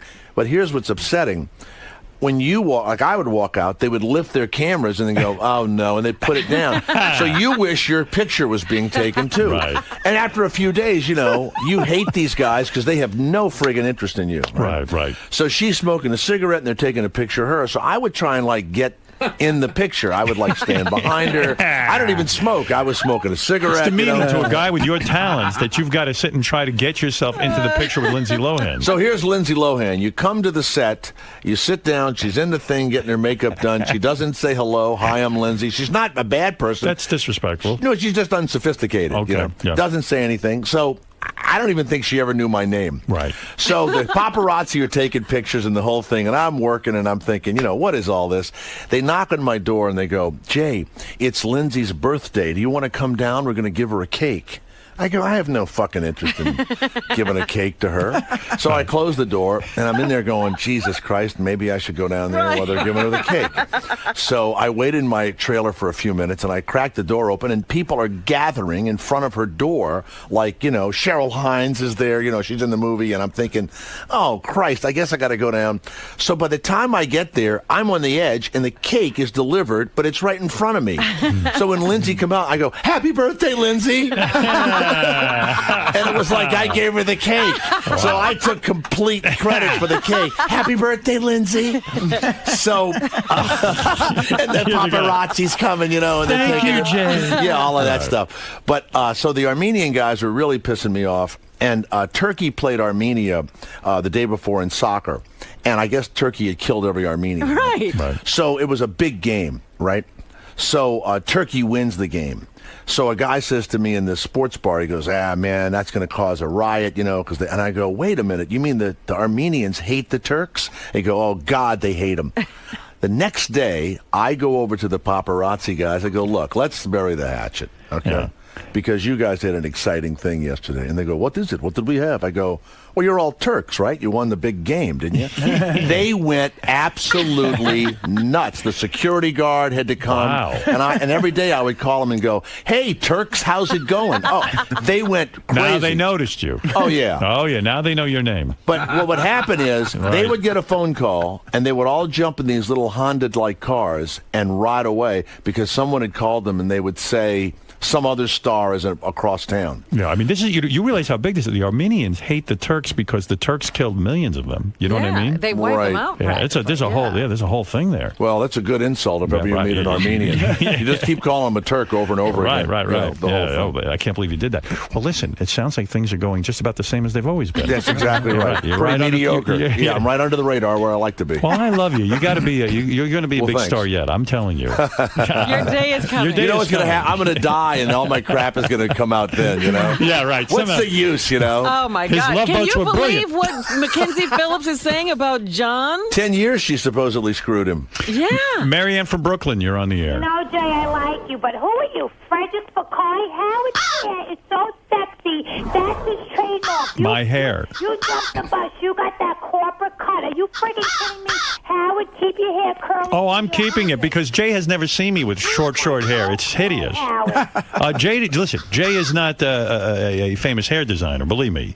He's not a fashion consultant. Right. I mean, you see what Jay's wearing. Well, I got a black T-shirt on, and I'm dressed much younger than my years. Jay, I keep the hair long because my face needs the fullness around. I have a very long, hideous face. That's So, good. yeah, trust me, this has been analyzed by people more aware of this stuff than you. I don't know how I'd cut it, but I like the little thing, what does the Jews have, the little taluses that hang down? Payas. The payasses, that's right. So this is Marianne. She's a huge fan of yours? Yes. Ralph, go ahead. You're on the air with the great Jay Thomas. By the way, the reason Jay's here, not for his health, I want you to listen to Jay Thomas Show. Sure. Weekday afternoons from 3 to 6 on Sirius 108 and XM 138. And don't miss Jay. 139, I think it is. Is it? Yeah. And don't miss Jay Friday mornings from 7 to 10 on, of course, right here, Howard 101. That's right. Which we love having him on. Ralph, go ahead. Listen, it's a good show. And Jay is maybe an A-list guest on your show. But, Jay, maybe if you got some sleep, you wouldn't be doing that annoying coughing every 2 minutes. Yeah, I know. I apologize. See, Sorry. that's what I'm talking about. You can't be clearing your throat and coughing all the time. That's where you pay the for booze. it. You're That's the the leading vodka man. bar. You're the lead singer. You got to take care of them boys. If you just gone home before the vodka bar, you'd be fine. I might have even forgotten I was doing this show at some point in the evening. There was a point where I went, do I have to work tomorrow? Wait a second. I think I got something in the morning. Have I been clearing my throat? That's awful. I apologize. I wasn't picking up on it, but Ralph. Oh, I noticed it. Ralph is a top Yankee. Yeah, maybe if I had slept more and if I had just not had a life, I would have had your life. I mean, I don't know if I would trade the fun I've had for money. I don't know. I can't trade. I don't know. I am telling you that I can't do what you do and come in here and be effective. But that's no. But I don't think I'm hurting if I was hurting myself, I wouldn't do it. I don't. Okay. I don't I'm just feel telling badly. you, I have a problem. But Artie and I could go out and have a brilliant time. Oh yeah, Artie doesn't worry. Yeah, I'm not the lead guy. I could just sit here and just. Yeah, he can phase in and out of this. It's impressive that Jay could do both, though. You know. Yeah. No, but I'm not doing a lot. Well, you do well though. You're a successful host, and you party. Yeah, but a little bit. But I'm from Louisiana. Louisiana, from New Orleans. We were raised. Yeah, you got to party. Yeah, we were raised like that. You and have a party everybody muscle. does. You have a party muscle. Yeah. I was raised, as I've said. I like the party muscle. I've said in my That's book. a good title. I've The said, party muscle. I've said in my book, Jay, I was raised like a veal. You're still acting like one. I stayed in my house. Oh, man. And I waited for the next thing. My mother told me, you'll get sick if you go out. You need your rest. Deep rest is very important. And if you go out, bad things happen. You'll see a lot of people got killed in the Holocaust. They went outside. If they stayed indoors, they would have been there. Why is it that the stuff you hated as a child that you do as an adult? I don't Because get you it. get trapped in a web. All right. All right, listen, Jay. Thank you very much. I love having you here. Next time I won't loves stay you. up till 2 in the morning. No, drinking. I want It you to was a behave. big mistake. Behave professionally next time. I will. I will. Listen to Jay Thomas. Thank you. You're on this afternoon, right? I'm on this afternoon from 3 to until 6. I'll That's be on wide Sirius awake. 108 and XM 139. Don't miss Jay right here Friday morning. You're talking about tomorrow morning from 7 to 10 on Howard 100. I'm going to get a going good out night's tonight? sleep. Yeah. No going out tonight. No, I won't. You know what? I got to see what happens. Let me the tell you day is something. young. You are A-list here, as Ralph said. Thank you. In our world, you're bigger than Lindsay Lohan. Hey, Ralph. Until she shows up. Hey, there you go. Enjoy your breakfast, Ralph. Oh, Jay, man. Yes. Good, man. Good. You were pretty honest in there today, with, telling Howard about his hair. And, you think you should cut After it, at a right? certain point, it's you're too old to have that kind of hair. I really did. I saw Gino Vanelli. Remember Gino Vanelli with the hair, and he's still trying to keep it. Yeah, it's I mean, I could still have some sort of a afro-looking thing, but Do you think you might have taken it the wrong way? I think everything hits Howard, and I think he'll think about it all night tonight, especially because Beth isn't around. All that stuff. at the gallery tonight. Yeah, I think you'll think about it. Sure. I do that. It's like a little way for me to hurt somebody that's bigger than me. You just give them a little Make seed, yourself feel a little better. seed of insecurity. Exactly. Yeah. So, So you had a good time today, man? I had a great time. All right, thanks for All right, stopping thanks by. a lot.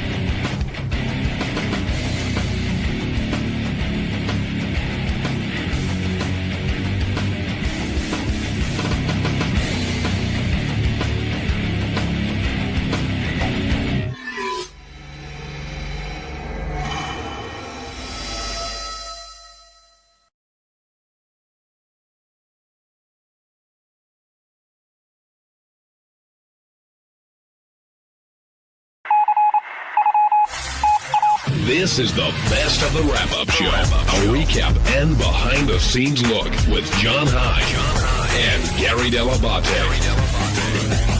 The best of the wrap-up show begins now. On Monday's wrap-up show, everyone talked about how I messed up and didn't have clips ready for the show, and how we would fix and rectify the situation.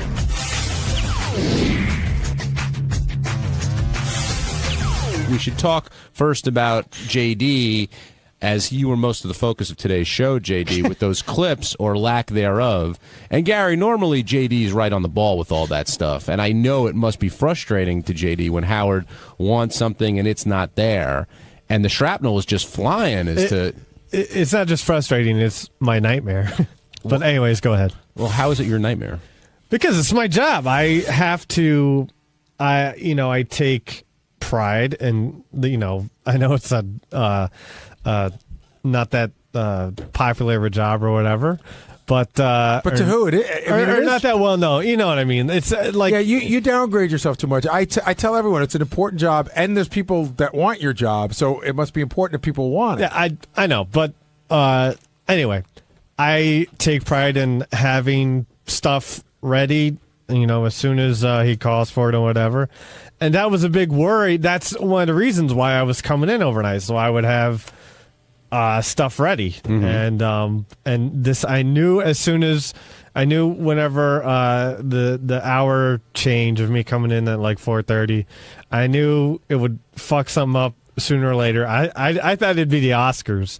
I didn't know what I was going to do about the Oscars, but then this came along and it came a lot sooner than I thought. So did you feel like you needed some help? It's not that I need help. I just I would like I know it's Howard's show, and he wants to bring up stuff whenever he brings it up. I just wish he would somehow wait, but he can't. But why? But let me ask you a question. No, because he would say, and I'm not giving you a hard time, but why would he want to wait for something to happen on Friday night? I know, and that's I'm just it's my fault. It's not that I need help. It's just I need to sort of prioritize or get figure out to do stuff. I mean, if I knew this thing would have been that important, I would have came in on Saturday to do it. And I didn't, and now I know I'll just I'm not, how Howard runs his own board. Mm-hmm. He's not comfortable with anyone runs. That's sort of how I am with my job. I don't feel comfortable with someone doing something that I'm sort of JD. Yeah, but wait, hold on. We're going to get to it in a second. There's a bunch of things I want to say, but first of all, I can understand that that some of the stuff you do and there's a way you edit and all that, and I understand that. But this particular thing is very simple. Cut and edit. You cut the song and you put it in. You create a file. So it's almost impossible to mess up. I think I said this on the air once before. And if I give you any advice, one of the things I learned very early on, I was working for Howard for 3 months, and I was in the office one day and he goes, "Listen, for today's show, I need this, this, this, and this. And by the way, I might need this." And so I, in my head, prioritized.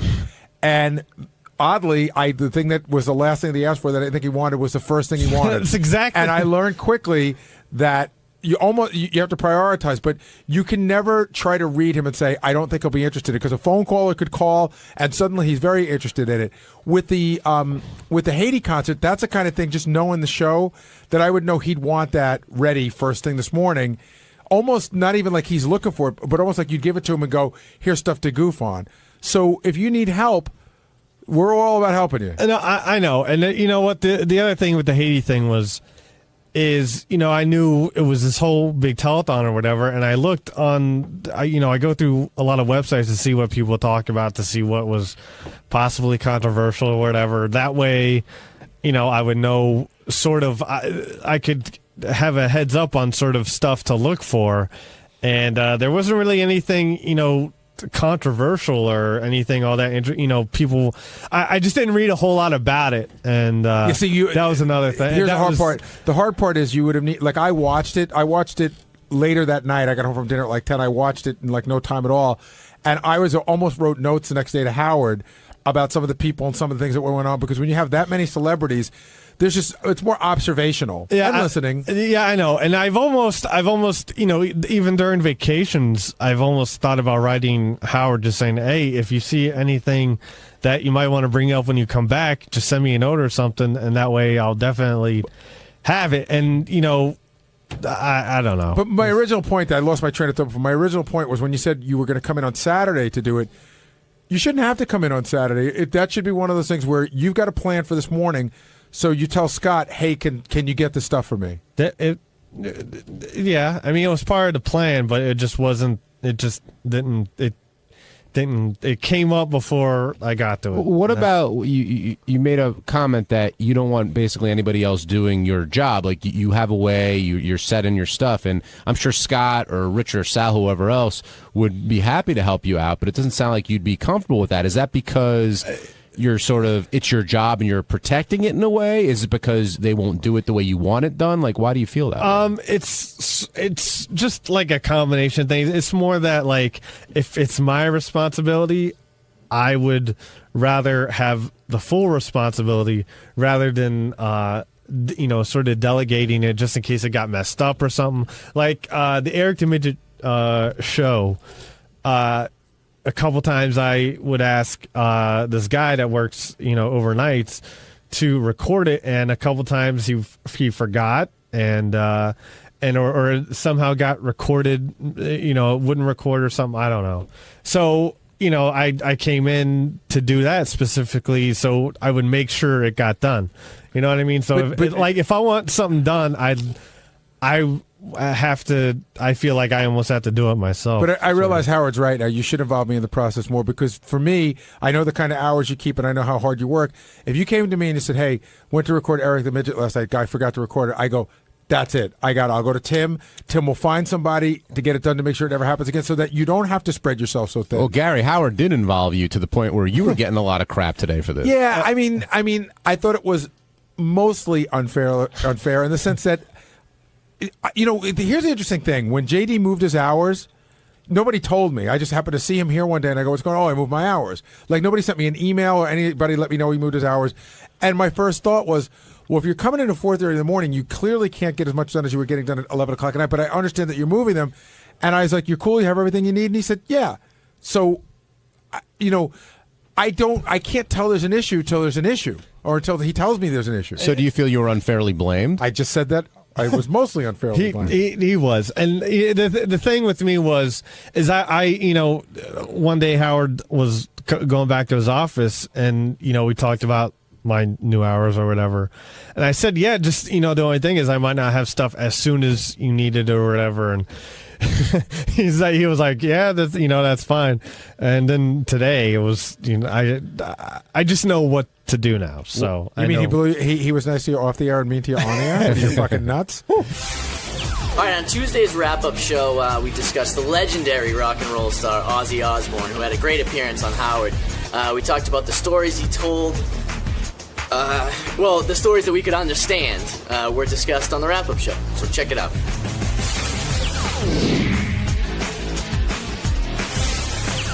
Ozzy looked, he was thin. He looked pretty good. Didn't you think, Gary? Yeah, he looked great. He was alert and happy and everything. Now, is it different when Ozzy's in there without Sharon? A little bit. How so? She is a phenomenal interpreter.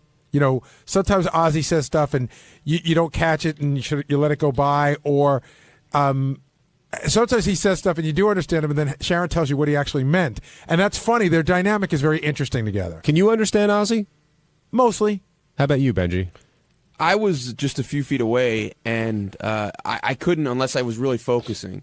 Like, there was a lot of times I had no idea, and I was shocked that Howard understood, but I guess Howard was really, really focusing on what he said. Now, what do you guys think makes Ozzy so charming? Well, he what are you gonna say? He seems like he seems happy. He seems nice. It's the happiness about him. I think he has an I don't give a shit attitude without being arrogant, which is hard to pull off. He's just like, you know what? I did what I did. I do what I do. I make no apologies. But yet he's still somehow lovable. Now, do you think he's seen in the audience as the reality TV goofball star, or is he seen as the lead singer of Black Sabbath? Depends how old you are. I think that there's a certain audience. My kids only mostly know that and they didn't watch the show. They just know of him as a reality star.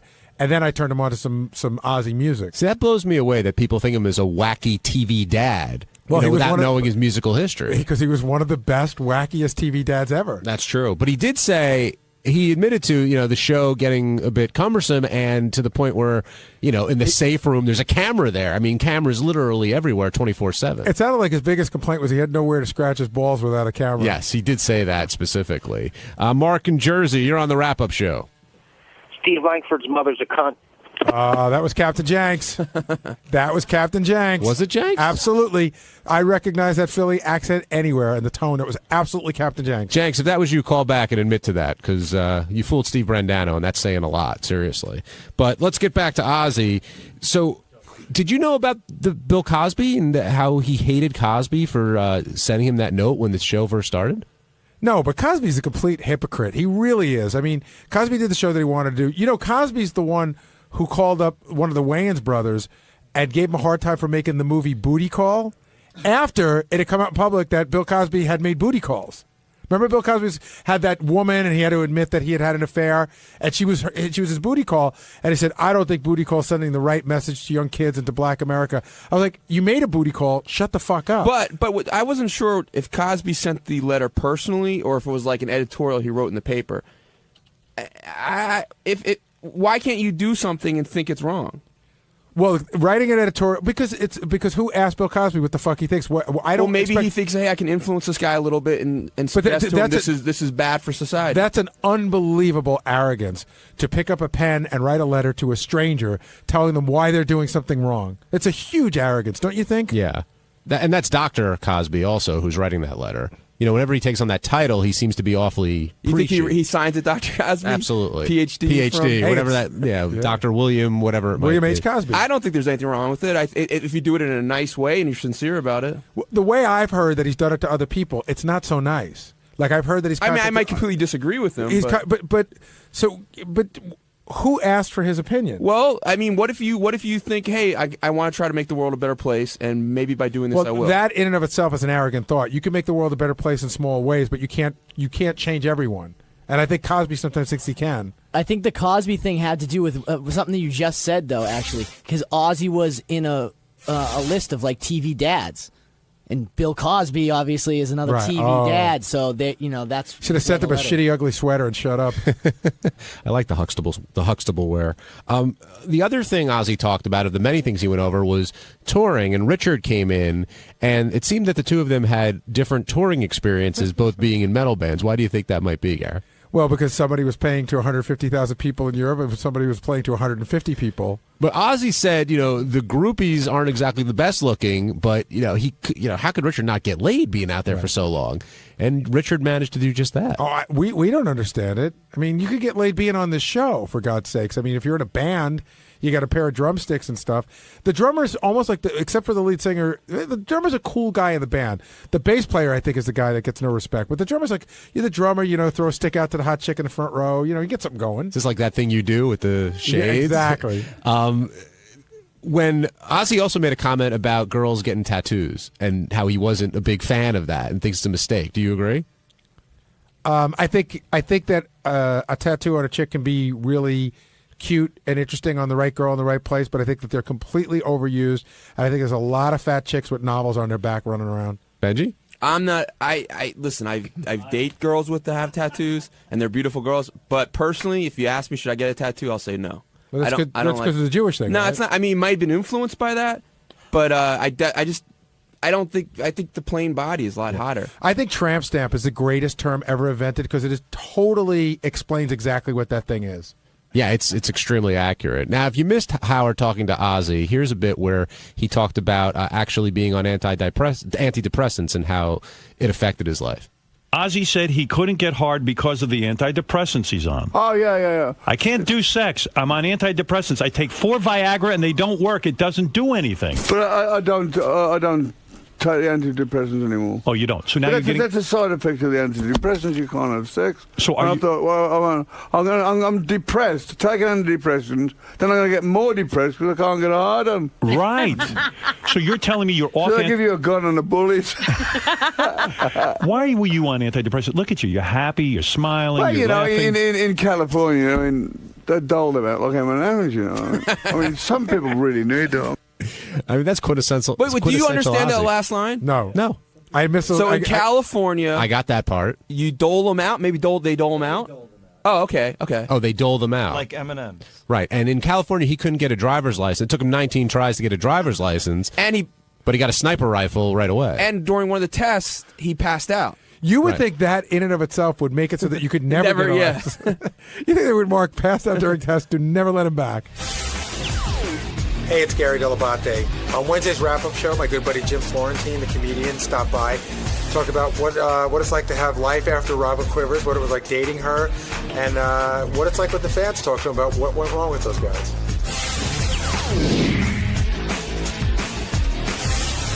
We got to talk about Robin. And 6 in the morning, first thing Howard says coming out of the box is, "Oh, it looks like Robin got dialed up a little bit today." Have you ever noticed that? Do you think Robin sort of gets dressed up? I know you're not here every day, but does she get dressed up for you? Does she look particularly nice when you come in? I think Did she bring the boys out for you? I don't know. Yeah, I saw some cleavage today, but I don't know. Some. I didn't.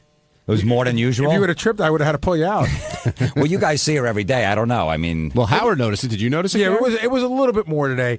The only thing I will say to defend Robin is, and this goes back to when we were talking about how professional or organized the Rosie O'Donnell show is. I'm pretty sure Robin doesn't even look at the schedule. Yeah, I really don't think. I think Robin just comes in and is like, "Who we have on today?" I don't think she didn't know Jim was coming in today. I don't think so, but you never know. Yeah, well, only Robin knows. I didn't put, like when I booked Jim. I don't go to Robin and say, "Hey," I had to do that one time. Yeah, I don't go to Robin and go, "Hey, just want to let you know Jim's coming on the show." Like we're past that, so I don't know if Robin even looks at the schedule. Well, she seemed genuine, and I know she always feels awkward about talking about any kind of relationship on the air, but she seemed genuinely surprised when you said that. Yeah, I think she's got a little thing for Howard. There's definitely she did, something there. that's always been the talk back and forth. Howard's always said that for years. So yeah, it was definitely a surprise. But you noticed that when you were dating her? I don't know. I mean, she definitely.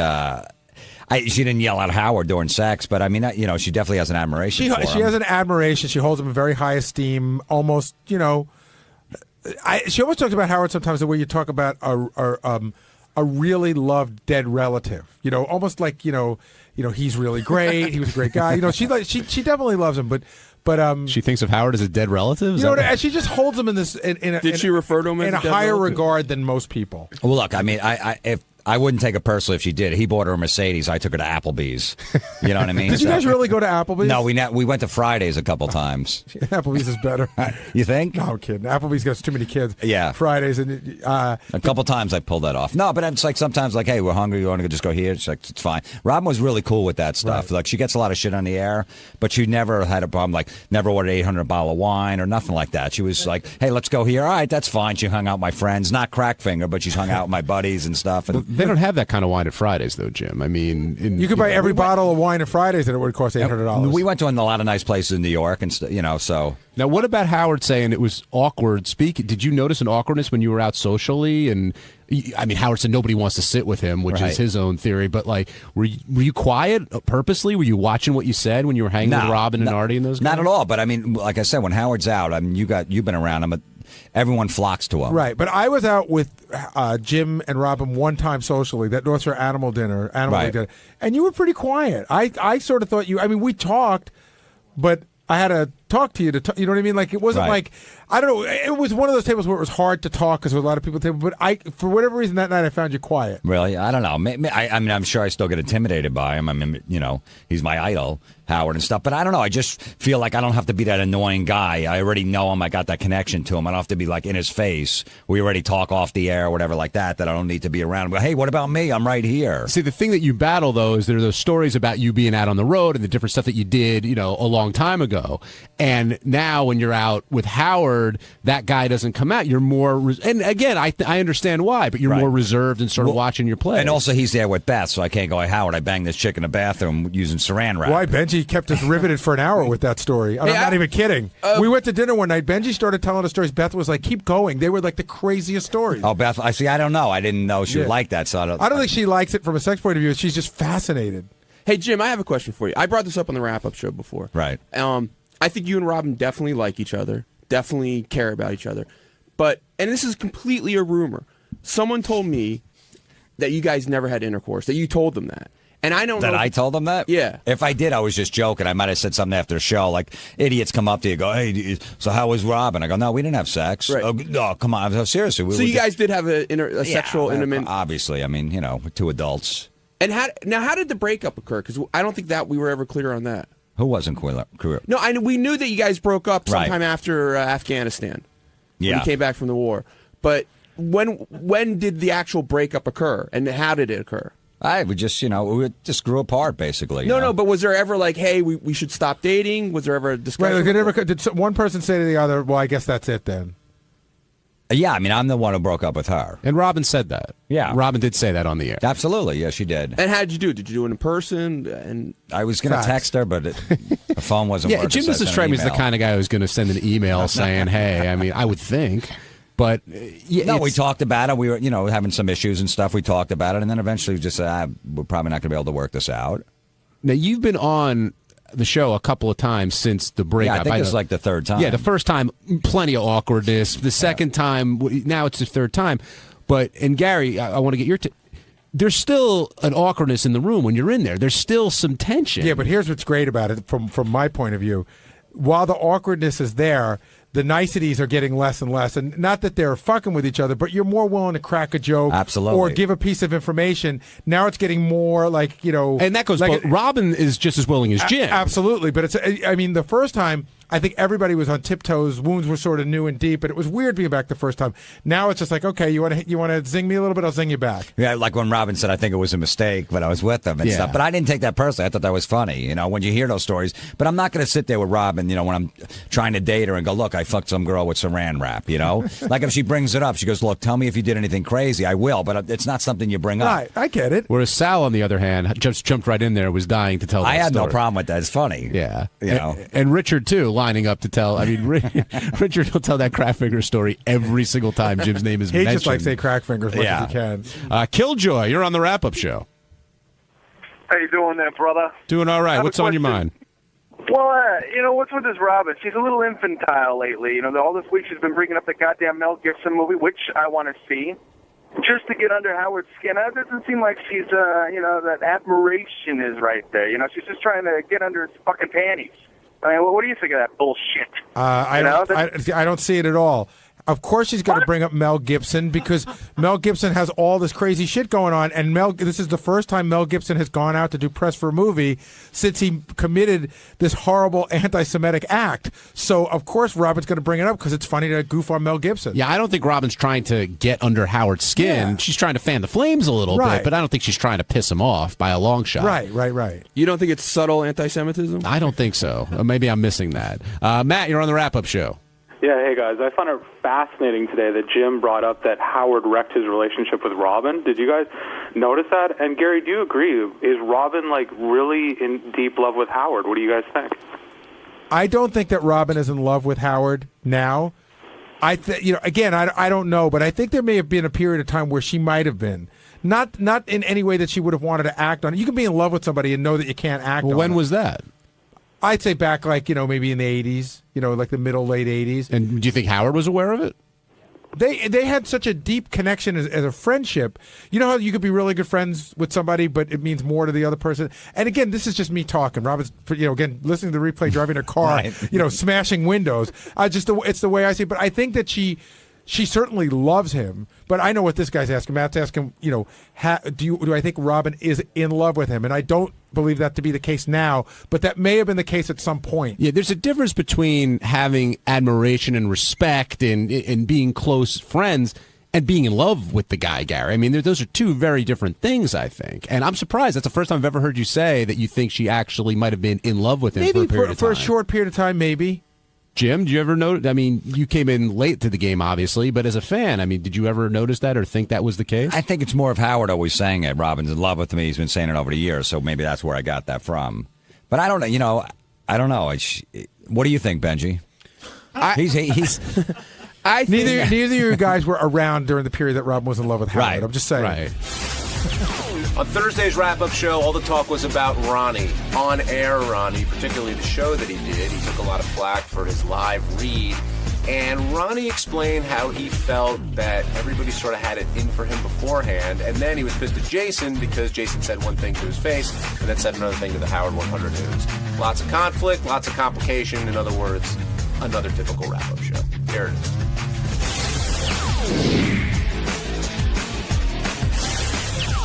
Couple things, Ronnie. First of all, you took a lot of flack for your show, and even in here, before you went on the air, you said that Howard pretty much sunk the show no matter what you did that night. And now, after the live reads and the breaking balls, I mean, do you think Howard wants you to be on the air, doesn't want you to be on the air? I don't know anymore. I give up. Does he give you does he send mixed signals? No, he didn't send any kind of signal to me. I mean, well, no, you were complaining the other day when we were on the wrap-up show. You were saying, I think it's bullshit. Howard said already this is one showing out. Yeah, because they weren't happy with the auto show, obviously. Okay, so Then he went to the whole thing about doing this one, and it sounded like because I was going to curse and because the fucked up news, and then we changed it, and I didn't curse the whole fucking show. Not once I cursed. One time I said shit by mistake. Was that hard for you? No. I mean, Jim's here. Was it hard for me not to curse? Well, when you did that anal description, you didn't need to curse. I mean, I didn't curse. And you also said you didn't host this show. That was a big difference. I wasn't the host of the show. Richie Wilson was the host. It was his idea. He was the host, and it was more comfortable for me because I didn't have to worry about working the phones and all that baloney and hanging up on people or whatever, and reading the intros coming back in and all that. I had to read the live spot. But that's what the sponsor paid for. The sponsor obviously paid for me to... Because I even said during the show, I'm not going to I'll let the chick read most of the spot. Okay? And then I would chime in, as she was reading it. And Jim said, no, the sponsor wants you to read the spot. So I read the spot. And meanwhile, everybody's... You're sitting there with a piece of paper on the desk. You got a guy across from you that looks like Humpty Dumpty. You got a girl next to you, to your right. You got Richie to your left, and a guy across from you, okay? They're all laughing while I'm reading. And you could see it as you're reading it, even though you're looking down at it, you could see them laughing. I could see it. And now, it's screwing me all up in the head. You're always going to be in a room full of people. You got to just learn to tune people out. Yeah, but it's hard, I know. They're laughing, man. I know, but fuck them. You're the one reading. Did you think they were laughing at you or laughing with you? I don't even know. You know what? Jason, is so full of shit because he says one thing and then he goes and says another thing afterwards. Yeah, you said on the air today after your show, he was all like, "Hey, we did a good job." No, because like even with the auto show, at the end of the show, I'd say to the guys, "What do you think?" And Jim would say, "Yeah, it was okay." But then. Like at the end of this show, everybody, it was great. In the first couple of minutes, it was a little slow, but then it started to move along because we were doing all phone calls and everything like that. We weren't talking about, trying to dig up things to talk about. It was people calling in and we were just answering questions for them. And then at the end, we're sitting, when the mics went off, I said, what do you guys think? Jim says, I think it really went good. The beginning needs to be tightened up a little bit. And Jason, yeah, it was really good. And then he goes to Shuley and he turns the whole thing around like the show should never be on again. I mean, what the fuck, man? Why would you say something to my face and then go behind my back? But I understand. But that's Jason. I understand why you would be annoyed. I mean, I was warned about Jason, but I was warned that I shouldn't even have him on the show. I can understand why you would be annoyed. Never mind who warned me. I've heard it from more than one person that he's a fucking snake. I was going to say I can understand why you would be annoyed, but if the show was over and you said, what do you think? And Jason goes, you know what? That fucking sucked, and I don't think we should ever do that show again. How would you have felt? I'd rather have it that way. Tell it to me. I know. You know what I'm saying? Don't go behind my back. I think people say they'd rather have it that way. The other thing, too, no, is... I would, Gary, because I went through with the auto show, and you know what? I got smoke blown up my ass from people, and then, Monday morning I get, Tuesday morning, whatever, Howard rips my asshole open. I'd rather have it that way. Jason, Ronnie says you're a big snake. And everyone warned him. Like you told him one thing at the end of the show, and then you went to Shuley and basically said the show sucked. Right, what I did not. Well, I might have. I don't remember what I said to Shuley, but I said to you immediately after the show that it was good, but it needed to be tightened up. Yeah, right. And then when I told the news was you were good on the show, Richie was good on the show, but the show needs to be more structured to continue. Yeah, but no, you said the show should basically not air again.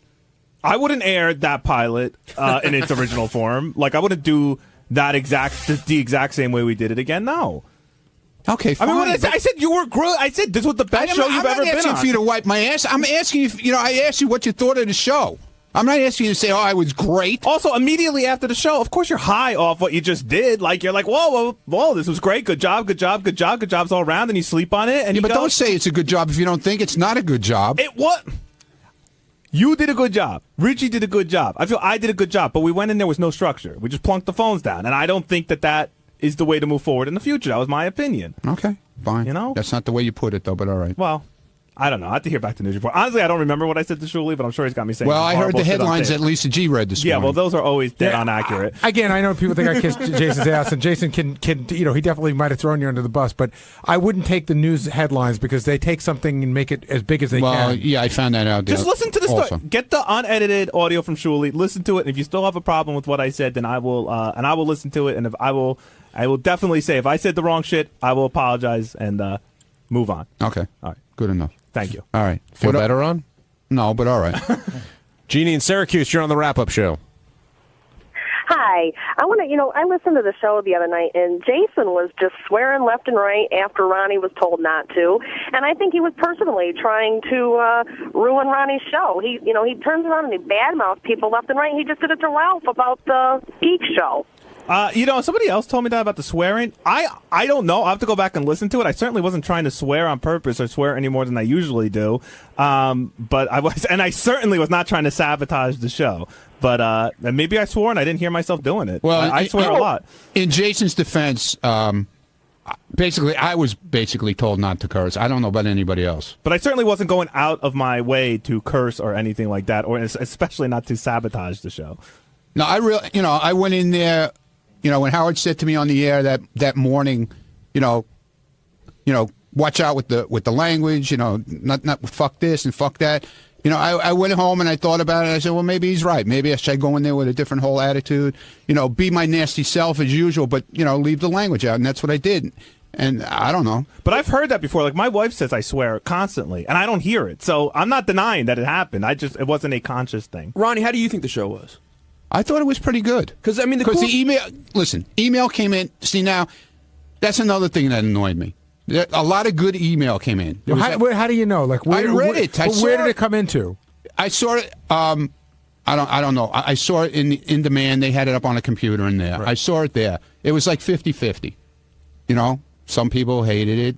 Nobody even really said they hated it. Some people said it's typical me, but it stunk. Stuff like that. But then there was a lot of good stuff like. This is his format. It's better. This is better than the auto show. He's more himself and all this kind of baloney. So it made me feel good. And then all stuff I said, by the way. Yeah, but I'm just saying, like Howard wouldn't read the good. He never reads the good email if I do anything. You know what I'm saying? It's always the bad stuff. It's not just you, dude. John, can I introduce the next caller? Sure, go right ahead. Because here's the thing. What I hate about Ralph when he talks about me is what I love about Ralph. What he's going to do to me now, right? That's the dichotomy for me and Ralph. So I see up here it says Ralph has a list of what was wrong with Ronnie's show. Good. Okay. And I'm dying to hear it. Okay, great. Well, I wouldn't exactly say a list, but first of all, saying it wasn't as bad as the auto show isn't exactly a compliment, but we'll move on from that. Here's the problem with it. You had 4 people there giving advice. And you started off for like 10, 15 minutes. You guys were talking to each other about what your problems were. That's just kind of ridiculous. Go off in a corner between yourselves and figure that out. The audience doesn't need to hear that. And the other problem is, you started taking calls, but then you start to take calls and somebody has a question about something, and then you get 4 different answers. If I want to get advice from somebody, I want one person with one direct opinion. And if it's going to be you, Ronnie, it's going to be you. But whether you buy into the fact that you can give advice or not, you know what I mean? What advice show do you call, and it's 5 people giving you an answer? The doctors. Well, in Ronnie's defense, I mean that shows everybody sits there touches their fucking opinion. In Ronnie's defense, that's how the show was pitched. That you have 4 opinionated guys that come from 4 completely different places and are probably going to give you 4 different pieces. And a girl with an annoying voice who all of a sudden just started doing news stories on it. Where did that come from? Ralph, do you think the show should be back? Oh, well, probably not. I mean, not everybody needs a show, too. It's like... I agree, Ralph. Not everyone needs a show.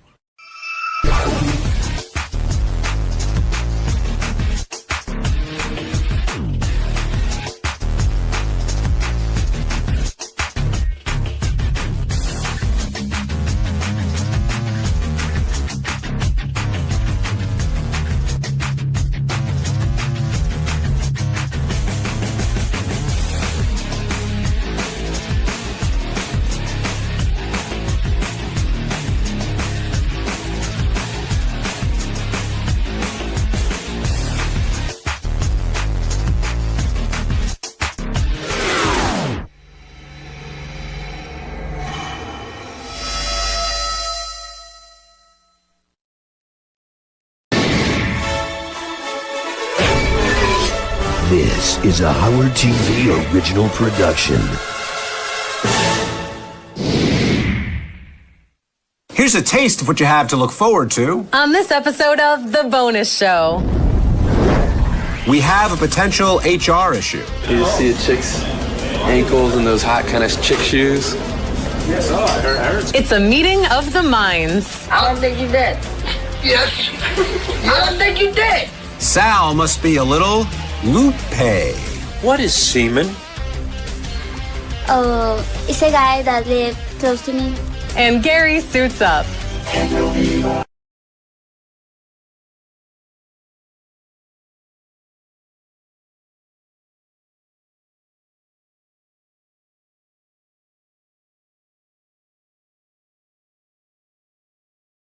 To the bonus show, a weekly update of all the great behind-the-scenes moments you can't see anywhere else. I'm John Hine. And I'm Rachel Fine. Yes, you are Rachel Fine, and there's someone on our staff that thinks you are your last name. That I'm fine? I was going to say fucking hot, but because they both begin with F, I guess fine could work. Thank you. That's hot. You just see a chick's ankles and those hot kind of chick shoes. Aaron's got some. It's pretty hot. Yeah. Who is that? That's Rachel from the bonus show, who I knew, and like she is hot. But sometimes you'll see a chick with like hot shoes and hot legs, and it won't be a hot chick. You like legs? Yeah. Right. Yeah. Why don't you go talk to her? Well, she's. I mean, I do. I'm friendly with her, but she's Richie's girl. Would you hit on her if she wasn't Richie's girl? Yeah. What do you like most about Rachel? I just think she's really pretty. She looks like she has a really pretty look. Like I've told her she looks like sort of that Fran Drescher look, which I think is really hot. Wow. Benji, is that you? What are you doing here? I just saw these flowers and I thought you might want them. You just had those lying around? Okay. Well, thank you. Thanks. Is there anything else, or? Okay, this is comfortable. Back in 2003, Wendy the Retard appeared on the show, so two of our strapping whackpackers, Beetlejuice and Gary the Retard, could try to win a date with her. You've seen the actual game, but you haven't seen the contestant pre-show chat in the green room. I love you. I really love you. Thank you.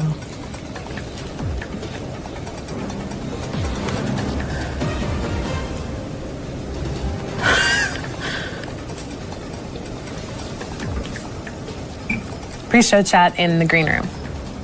Howard Stern Show's Blast from the Past. You know what? We need, when they have the rock concert, we should get some of the rock people come up to Portland. Well, I can do that for 3 minutes. No, I said come to Oregon. You never been to Oregon? I've been there. No, yeah, no, I don't think so. No, I don't think so. I've been there. I don't think so. What You gonna sit here and argue with me? I was there last week in the back room. I had like 7 girls with me in the back room.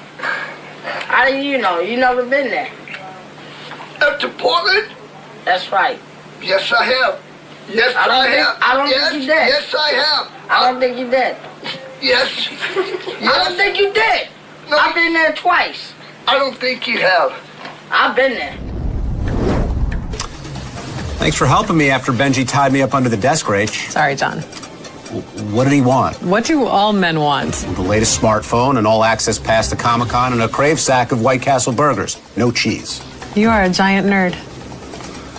When David Arquette missed his radio show appearance, he at least had the courtesy to call Gary and try to reschedule. Here's Baba Booey in full ass-kissing mode. David. Hello? No, he hung up. It just said end. No, he's there. I promise. Hello? Hey, David, what's up?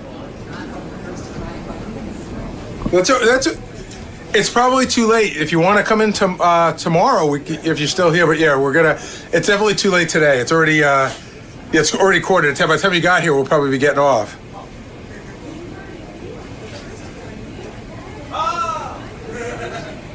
Yeah, hold on. Let me just go look at the schedule real quick. You know what, David? Do me a favor. Let me call you back, just because we just went to commercial break. What's the number? That's okay. What's the number? 212. You're breaking up, buddy. Yeah. Hello? Hello? Is he okay? David, are you there? That's it. All right, I gotta... Did he give a reason for not showing up Yes, today? he overslept.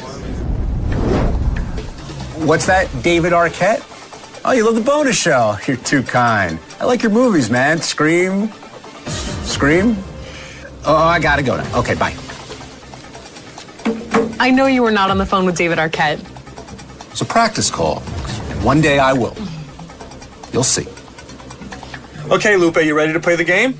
Great. All right, and the first question is, who is the famous golf player who was recently caught cheating on his wife? Tiger Woods. He has a big cock, I think. Because he fucked many people. What is the name of the company responsible for the oil spill? I don't know. Who is the little black actor who died recently? I know him. I don't know him personally. But I know who he is, but I don't know his name. I don't remember. Okay, so now give me any name you want. Momo. Momo? Can you say that again? Momo. What is 9 times 9? 9 times 9 is when you have 9 times 6 and you have again and again, but just 9, you know, it's time. What is semen? Oh, it's a guy that lived close to me. What animal does pork come from? From pork. Give me a B and an E and another E and a V and an E and an R. And what does that spell? It spells moron because there is an A in Beaver, John. Here's another installment of Techno Beaver. You ruin everything. I'm sorry, but you're stupid.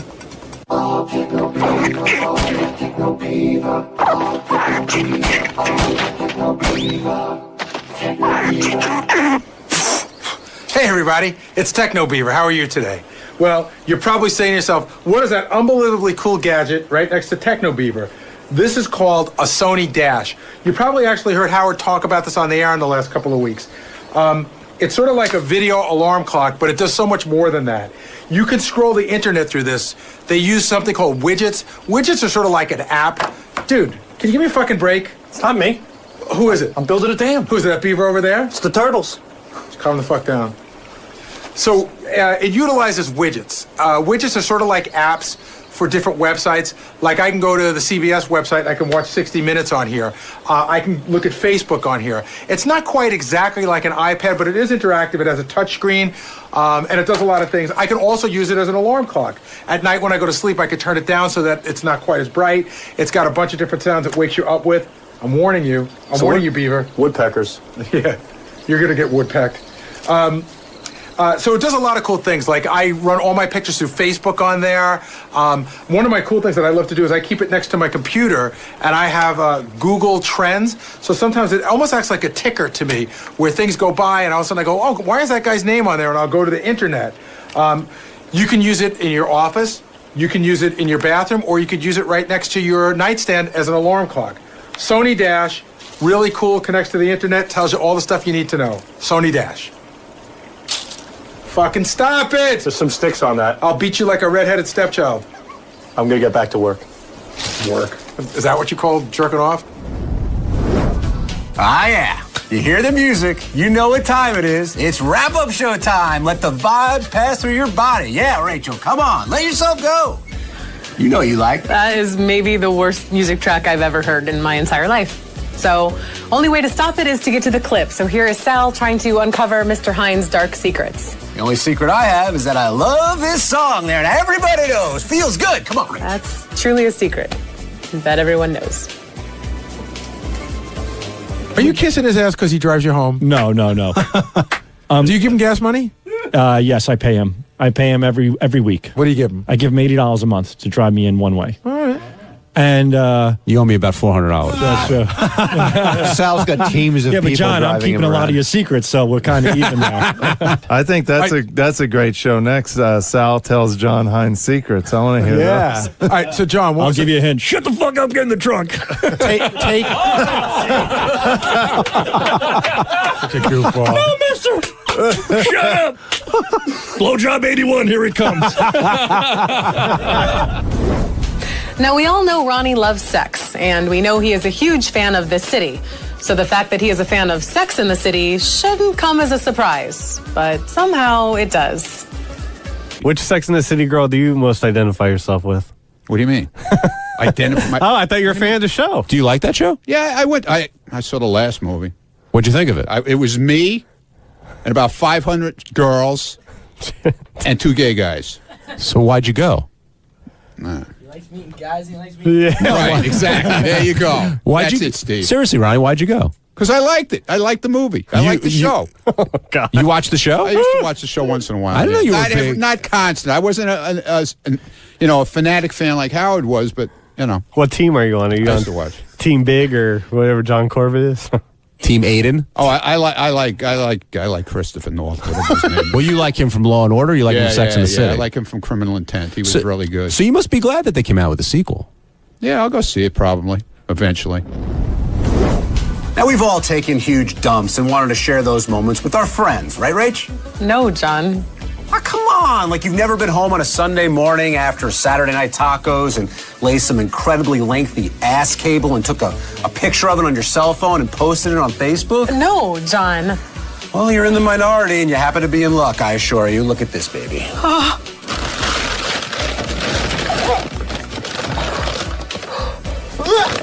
I only got half of it. Here, want to see the other half? Major pipe stuff. Are you one of those guys who, when you were in college, you would go, "Hey, everybody, come look at this shit I just made"? You're like all about it, aren't you? No, but you have done that, haven't you? I must admit. Have you done that? No, but I must admit, about a week ago, I didn't think I was going to make it to the toilet. I mean, it was ready to come out. And when I finally made it to the toilet, I took this huge crap. And I did think about it. I don't know why. I don't know why this came up, but I thought about taking a picture of it and sending it to Richard Christie. But why? What was so special about that one? Because I took a look at it. It filled the bowl. And I was like, oh. So it was size you were proud of? Yeah, I content? think so. Volume. Yes. Yeah. That's called, but by the way, when you don't think you're going to make it, and that's called prairie dogging. That's when the dog's sticking his head out of the prairie. When was that? Oh, that was a porta potty at the New York State Fair. You know, it's hard to tell here which one's mine. You have to. I apologize to all of you. For my fecal-loving co-host, John Hine, I'm Rachel Fine. Thank you for watching, and we will see you next week. Memories. That was Hanukkah 2008. If you look close, you could see some remnants of potato latkes in there. Do you see that? Oh, and if you look at it at an angle, it kind of looks like an elephant. And see the little piece of corn? That's the eye. I'm going to vomit There's a again. tail. You have to stop. This is the grossest conversation we've ever had. Just stop. Take pride in my work. This is your best work. Smell this.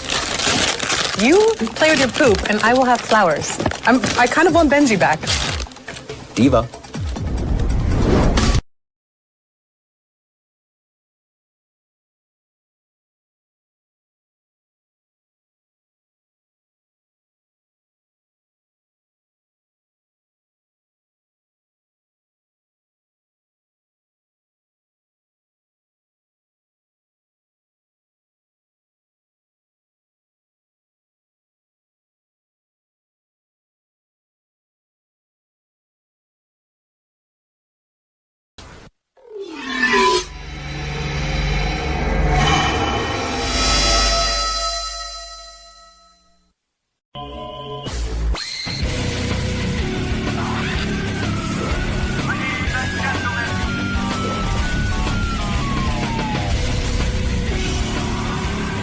I'm Dr. Debbie. I'm back at the Howard Stern Show, and I have the results of the personality test that we took last week that you've been hearing about all week and all the speculation, and everyone's nervous to hear who's the craziest of them all. I think some things you won't be surprised, and there's some things that will be very surprising to you, and everything in between. So I look forward to giving the results, and let the chips fall. Let's see what happens. Now, Dr. Debbie, as Yes. a fan of the show, is today going to be a great day? Today's going to be a great day. As a fan of this show, I mean, personally, professionally, for them, for the listeners, for the viewers, I mean, I think everyone's going to have a really good time. All right, we're psyched. Thank you very much. Thank you. Whoever turns out to be the craziest staffer, can we follow them around with the Howard 100, the Howard camera, the Howard TV camera, because I want to watch them all day. Well, then I know it's not me, because that would be really boring. You're never boring, my dear. Tommy, go ahead and Malden. Hey now, Howard. Hey now. We know who the crazy one's going to be, that Langford guy. I want him to go to jail. Jail, we're going to lock him up.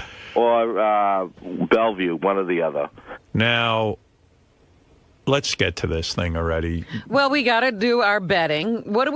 Do you want to bet on the order, like who gets closest to the order? Based on everything I know, and Gary, you should come in for this. Because I'll tell you my order. Okay, here's what I'm thinking. 6 of us took this test. We know that 3 people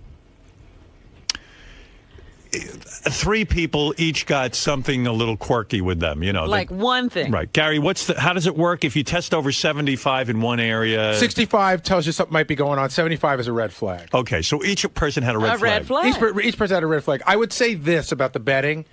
I would say that there's a person who's clear-cut not, on the lowest end. Right. And the person who's clear-cut on the highest end. Oh, really? And then in the middle, it can get, a little murky. It gets a little murky because she's like she was just explaining to me, some people had higher numbers, but it also has to do with how they interact and how she, there's a lot more that goes into it. But there was one person who's clearly the least nuts, and one person who's clearly the most nuts. Okay, I believe, and I'm not saying this lightly, I believe I am the least nuts.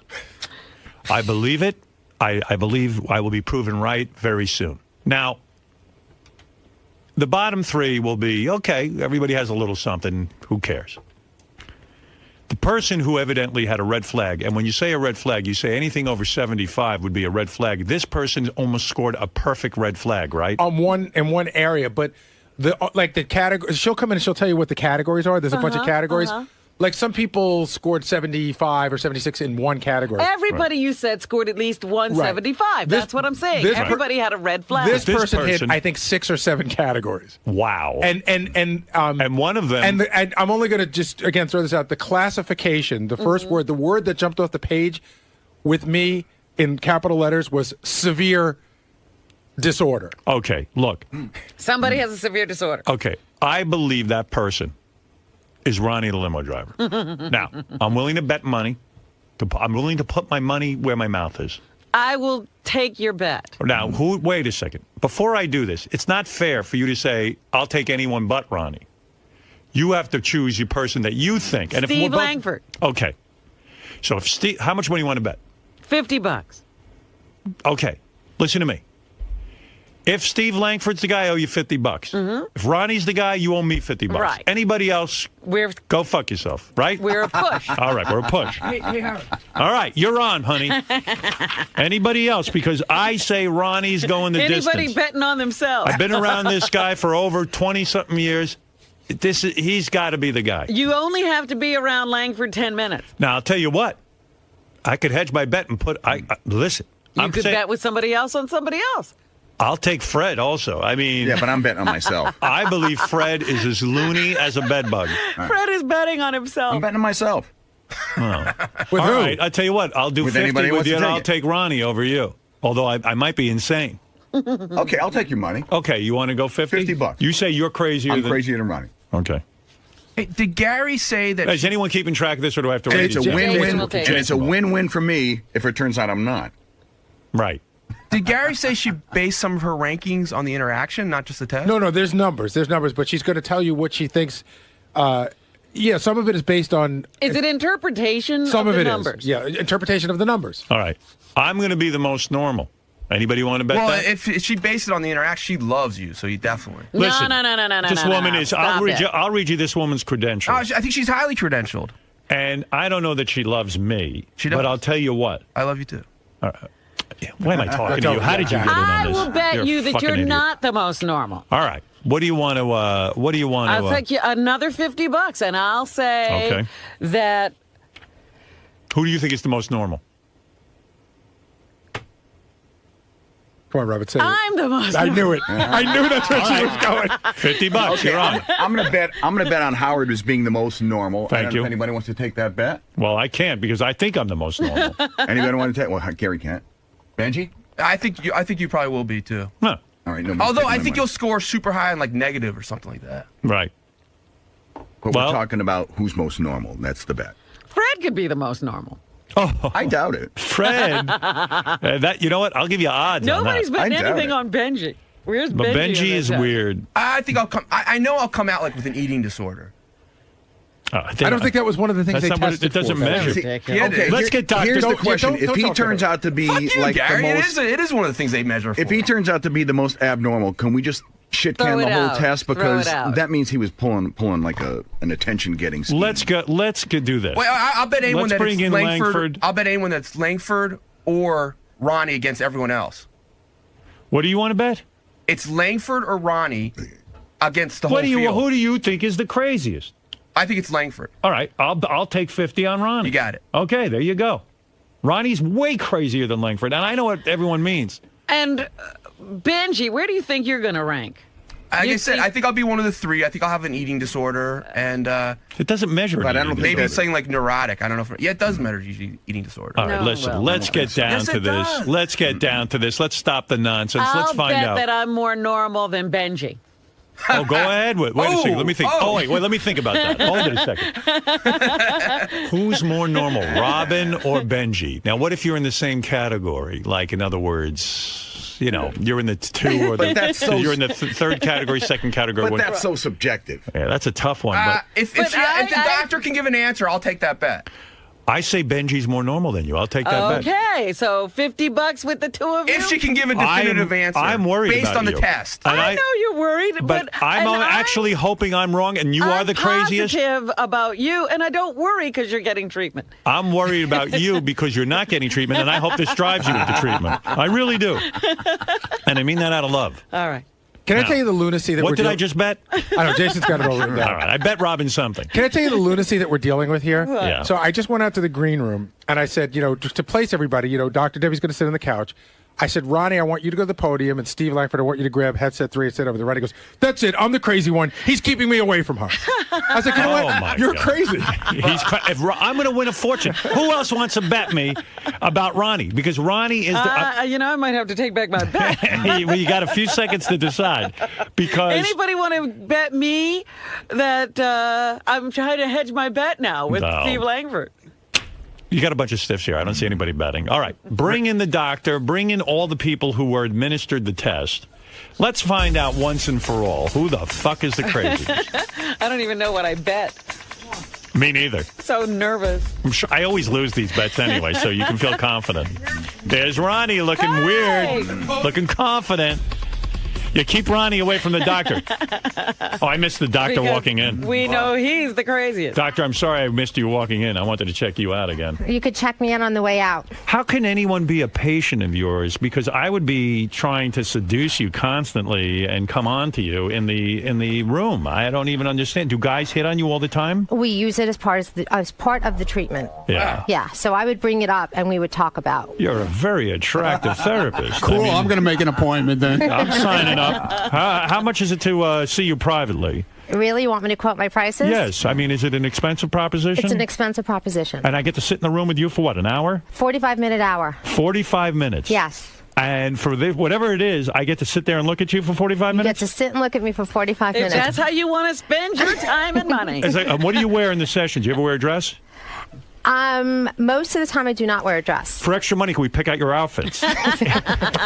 Just put you like on display. Listen, I wish I had you this morning to pick out my outfit. Is it inappropriate to ask? Are you a married woman? I'm not a married woman. You're single? I'm a single woman. No boyfriend? I'm dating. You're dating? Yes. Maron, I know Benji was quite taken with you. I was. We all were. It's a shame he's a lunatic and you've never dated. Well, we're about to find out how much of a lunatic. So all of your male patients fall in love with you, I would imagine. Well, I don't know if they fall in love with me, but I think that attractiveness comes into the picture. What happens Sexuality. what happens if you start to get attracted to the patient? Can you control that? Yes. You can? Yes. Do you ever fantasize about the patients? I have never fantasized about a patient. That's very healthy. I call them clients, actually. Clients? Yes. Yeah, well, they are patients. They're all wackos. And I have a lot of attractive men in my Right. practice. And you have to deal with that, right? Do you tell them? Do I tell them what? That you're attracted to them. No, I don't feel attracted to them. You know, it's okay. really different. Listen, you've all been in therapy. You kind of start to love them as human beings, and you start to get their insides, and you don't want to have sex with them. You want to help them. I would think I would be hesitant Yes. to open up to you in therapy because I'd want to impress you and not make you think I was crazy. And I would help you get over that very quickly. You would? I would.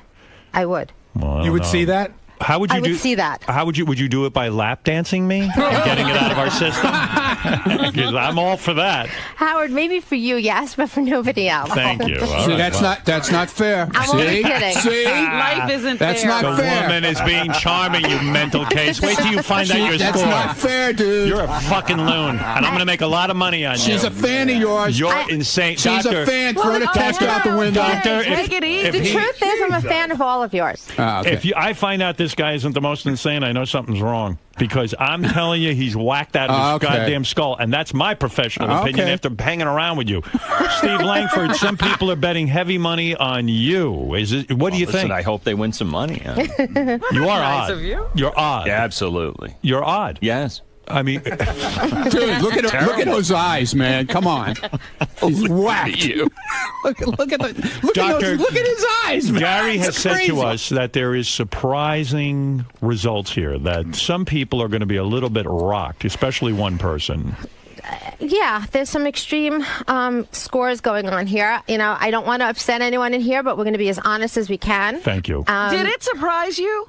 Or no? You could look at us and tell. No, you know, this has been really an interesting experience because I've been listening as long as you've been on the radio, right? And then I Right. meet you in person, and each one of you, there was different behavior in the room that you start to catch on to, you know, who's going to be what personality. So when I read these tests, I was spot on. Really? You could really tell, yeah. No. You know, like I heard Howard talking on the radio about how, and he was, you know, he was sighing, he was laughing, he was trying to get my attention, Right. got my attention, and in a very sweet way, you know, Right. very endearing. Robin is potentially dangerous, isn't she? All right, we'll get to this. Now, listen, Robin, Good luck. good luck to you. I believe it is going to be Ronnie. I think it could be you. And it could be Fred. It could be any of us. Not me. I know it's not me. Steve Langford, Howard. I don't think it's you. I don't think it's actually Benji. I'm most concerned about Fred, Robin, and especially Ronnie, who I put all my money on. Where is Fred? Right Fred here. is behind you. Right here. So be careful, doctor. Oh, hi. Today's psych results are a result of the doctor. The doctor is highly qualified for this kind of thing. She has been doing this stuff. What if we find out that she's a delusional person who thinks She's not really a doctor? psychologist?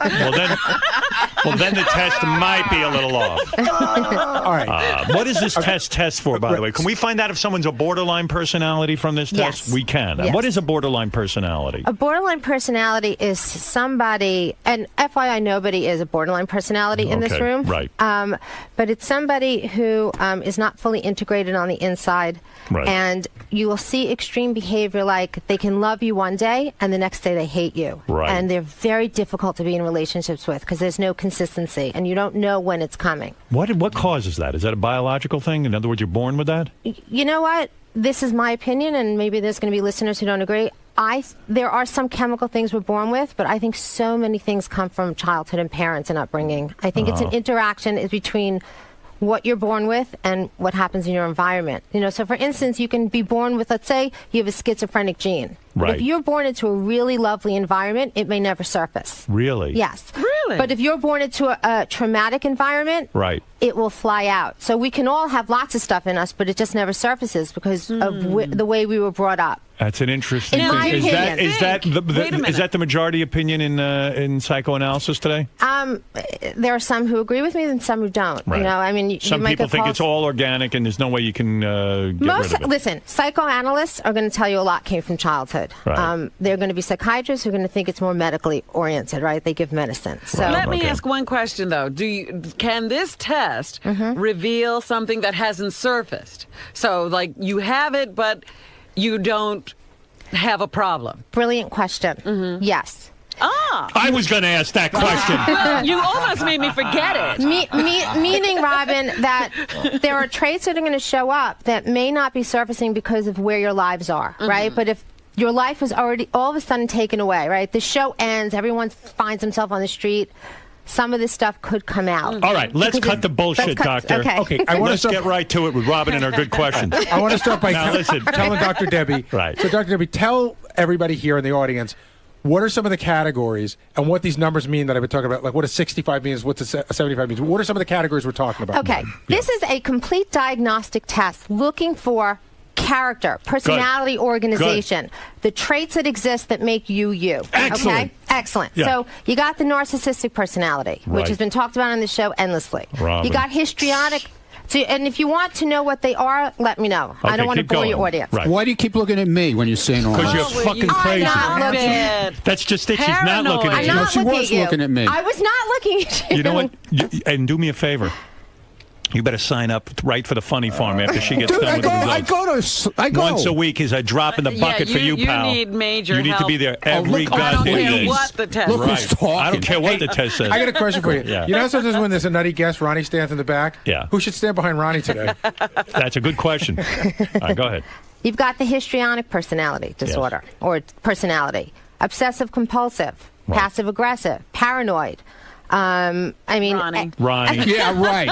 You're paranoid over there. You. Who? You. There's something Okay. Paranoid, I'm afraid brother. of you, that's for sure. Paranoid. All right, we'll see. We'll see what the doctor has to say, genius. There's something called antisocial, schizotypal, or typal. I don't know how we should pronounce it, but Right. that's someone who avoids people. All of Ronnie. it. There is not Right. a personality structure that's not tested on. This is Dr. Debbie. Debbie, how do you say your last name? Magids, right? Magids, hard G. Dr. Debbie Magids. She's a top person. And now all you mental cases are about to find out. I want all of you. What are you looking at me for? I again? didn't even look at you. All right, so one more thing. Time to get help. One more thing. So now that you've told everybody what it is, and before we get to what Yeah, order, what the numbers mean. Explain the numbers. Okay. We all have some of everything. It just depends on where you fit on the scale. Okay? Right. So on this test, the scale went from 0 to 115. Okay? If you scored a 65, that means there's a lot of presence of this particular personality trait. Right. Okay? 75 means we're starting to border on sort of clinically significant. Okay. 85 and above means we're bordering on disordered, more problematic, more severe Right. than the other numbers. Good. And Okay? stop cheating and looking over her shoulder, I Steve can't- I haven't got my Langford. glasses on. That's Can't what see a I'm thing. watching you Cannot like see a a thing. hawk. You can't see a thing? Cannot. Good.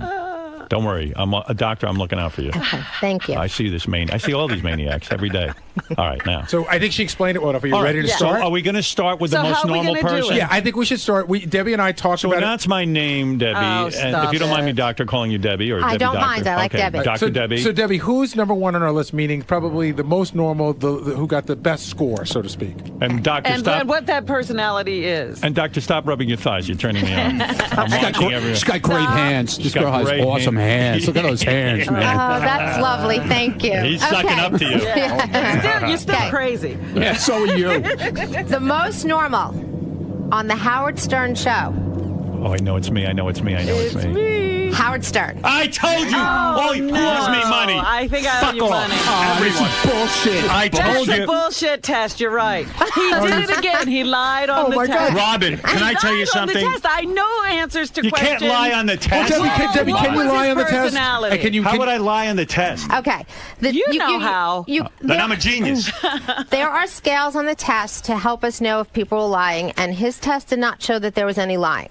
But okay, first of all, let me tell you what his personality was and why I think he came out lowest. Okay. How about that? All right. How about because you're all Excuse me, fucking sit crazy? down and be quiet. This is such. Sit I want down and be I want to quiet make out for with a the doctor moment. now because I'll tell you why. Right. Oh, please. Just get out of this room. You You're don't belong proving. here. You're proving what I always said. These people, I love them all, but sometimes I feel like I'm losing my mind with them. I feel like I'm trapped in a mental institution. You devil. Yeah. All right, now I'll be quiet, doctor. Go ahead and tell people why I'm normal. Okay. What is he? Howard Stern is the histrionic personality type. Okay, Aha. which means I'm going to read you a description. Excessive emotionality, very high on attention seeking. Okay, True. Needs to be the center of attention. True. Needs for constant approval. True. These are Okay. all psycho things. Repeated signs of acceptance. Right. Intolerance of frustration, delay, disappointment. Yes. Yes. These are all the things true. I work on in therapy. Yes, and you're could be doing sexually. horribly, let me say. Okay, wait. Let the doctor finish. You're interrupting my perfect diagnosis. Go ahead. And You're a genius. Dramatic and sexually seductive behavior. Okay. And you've displayed all of that when here you right now. Doctor, you've mentioned some things that sound somewhat, cuckoo. Why am I the most normal? Okay, here's my assessment of it. Okay? Okay. I don't know if you would have always scored the most normal. Right. Okay. You've had Because you learned to lie in therapy. Well, no, he's had years of therapy, but Thank here's you. really what I think it is. Okay. What motivates these needs is you need a lot of approval and attention. Yes. And over the years, you've achieved that through this show, right? Okay. And I think you've become the softer Howard over the years. Yes. Because you started to get more recognition. He's still a mess. He might still be a mess, I'm but more he's not, normal than you, he's sweetheart. Not as messy Wait as to the rest see. of you. And wait till you see this Ronnie. Do you have a straight jacket? Because I need you to lock some of these people up. Good. Wait till we see. All right. Isn't he your Everybody, security? everyone now has heard. I am the You know most what? normal, as I Actually- predicted, and as she I must bet be money. nuts then. She's not nuts. She's going to tell you who's nuts. She And must get be ready, pal. Put your seatbelt on. Thank you, doctor. Actually, Yeah, I thank you, did it doctor. from craziest to least crazy, and you were my last person on the list. Thank you. So you were right. I still hate the diagnosis. I know. but- Listen, I've done a lot of work on myself. The doctor is right. Everything she mentioned in there is what I work on. And my awareness level has risen. I have made and improvements. so, like I said, you looked at the test and you go, I'm going to write false for that. When you knew it's true. That's wrong. I wouldn't even know how to lie on that test. Oh, please. Just like you did on the narcissism test. But you know what it is? You might be the most crazy. You can't even deal with my... You know what? You're so jealous of my normalcy that you can't deal. You are. I am jealous of your normalcy. Listen, I could send you to a doctor. You can get normal, too. You're not that normal. You never finished your therapy. Well, hold on, Robin. You Robin, quit. we're not talking about the universe. We're talking about this room. No, but if Robin- I'm crazier than him, that's a bad thing. See, now he's Robin, going to force me into I hate to therapy. break it to you. You're going to be way up there. And let me Oh, tell you screw something. you. I told you, you never finished your therapy. You decided you were cured, and you walked away. All right, you need to get all back right, in immediately. all right, you can all join right, Ronnie and get a all 2 for right. 1. All right, now go ahead. Come on, doctor. Can we do group therapy? Stop interrupting the doctor. So are we going to move to number 2 now? Please. Okay, so All now right. we're going to move to number 2. All right, the second least crazy. Secondly is crazy. Watch, it'll be Benji. Go ahead. Steve Langford. Oh, my Langford. God, I There lost you some go. more money. There you go. Steve Langford came out high, but not overly high, on In- obsessive compulsive personality. Really? Scored a 77 on that. Uh-huh. So that means Steve is a fairly normal guy, but maybe all this tenacious behavior where he digs in for a story, this obsessive... This pit bull kind he of is a behavior. pit bull mentality. Yeah. It actually works for him. Go ahead. It was the only category he scored high in. Other than that, he Yes. didn't even break a He's like 65. normal? Yeah, well, yeah. Steve? Nothing else really mattered. Yeah, in his Steve, personality. you're not saying anything. What can you say? I mean, Did you feel you were normal? I felt you were normal. I'm not going to make that assessment. I mean, that may be for other people, but I don't feel any particular angst. I mean, You're weird. I come to work. I do just my weird. job. He's You know I'm what it is? happy. crazy. You're normal, but you have no personality. That's the Oh, problem. baloney. I mean, what kind of answer is that? I don't even know what you're saying. I mean, you're being cuckoo now. I'm going to have to have you retested. All right, Steve, congratulations. Thank you very much. You know, as I do, that 3 of us are in the lowest category. I, of course, am most normal. You're second most normal. it feels good, right? It feels good to show these people. I got one question about Steve. I'm looking at the notes here. Showing? He did score a 67, and I don't know what this means. Sadistic personality traits. What does that mean? That seems real to It means me. he pulls the legs off spiders. What does it mean? Well, Doctor? it means there's a lot of residual anger inside. You know, I didn't say, I wasn't going to talk about it because I don't know that it added all that much to, but it just says that there's anger inside and it could be acted out in certain ways, you know, along with obsessive compulsive, which is really a control issue. Right. He likes to keep control, stay sort of distant and rigid and dig into things. And when I was with Steve taking the test, I mean, you didn't even look at me hardly. Well, no, I didn't want to bother you. I mean, my attitude is you're doing all these tests. You've got a lot of work to do. I'm going to come in. I'm going to fill out the test, and I'm going to leave. Yeah, You're not a pain in the ass. I walked by when Fred was taking. Robin and Fred were in there screaming and yelling. I know these two are going to be way up there. I'll wait. So just You'll pay me see. now. Now listen. All right, Ronnie. You said Steve's a psychopath. All right. You wait and see who's the psychopath. All right, here we go. Me. Okay. So I want to sue me. What? So I want to read you something here. Dr. Debbie and I spoke this morning. Remember how I said it was like 3, 2, and 1? Yes. Yeah. It's really more like 2, 3. The next 3. This is where it gets a little murky, and Dr. Debbie will The explain. next 3 people have alarming, a little something alarming. Yeah, but some people have higher numbers, but handle it a little bit better. And Dr. Debbie will give you the assessment. All right. Let's go with the next. All one. right. Let me just explain quickly what Gary just meant. Like, meaning I said Howard was histrionic and Steve was obsessive compulsive, right? But then there's some secondary traits that are high. Like Howard, you had dependent personality as your secondary I am trait, which is dependent. clear as day, right? You Yes. talk about it every day. So what happens is, even if in the next 3, if someone might have a very high number, their secondary characteristics sometimes have balanced out the high number of the first one, so they don't act as crazy, or they These things showed up, but there are things about their personalities. They do balance these things out. So we shouldn't be too alarmed. So but these here we people go. are doing okay. Yes, Yeah. they're doing okay, functioning. and I'm gonna point that out. All right, here we go. Who is the next loony person? The next loony person is All right. Fred. Oh, Thank you. Wow. Good for you. I'm gladly paying you the $50. Right. So Fred, I think I'm losing a lot of money. There what you about go, Fred? my friend? Now, Fred scored an 83 on narcissistic personality. Really? Wow. Yes. You know what's funny? On the Dr. Drew test, I scored very low. Well, what did I tell you about that test? Yeah, you didn't like that test so much. I'm confused. All right, so far, Howard is the most normal. Steve Langford God, is we'd the have to second hear most. that forever. And then Fred. Now, Fred also had as a secondary schizotypal personality. Oh, I know Okay? that. What Believe does me. that mean? Okay. It means he's withdrawn. Well, he's detached. He's a little withdrawn. A little more socially isolated. Now, What number did he have on that? he had a 68. Yeah, exactly. So how does that balance him out? That's what I was going to talk to. He has this narcissism, so that's attention seeking and needing admiration.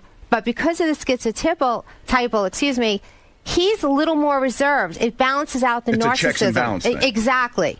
Makes so, for one weird dude. Yeah, but But you want to know something? I'm not the weirdest. No, you're not the weirdest. I told you. I'm not the weirdest. Did I tell you you wouldn't be the weirdest? I Victory! resent that you keep talking about yourself as normal. You were not normal. And I told you, Robin, you're going to be way crazier than Yes, but Fred, you're and I'm not. already right. Yes, you're not normal. Now you Well, wait can't till you hear what participate in you those are. conversations anymore. You're definitely not normal. You're in big trouble.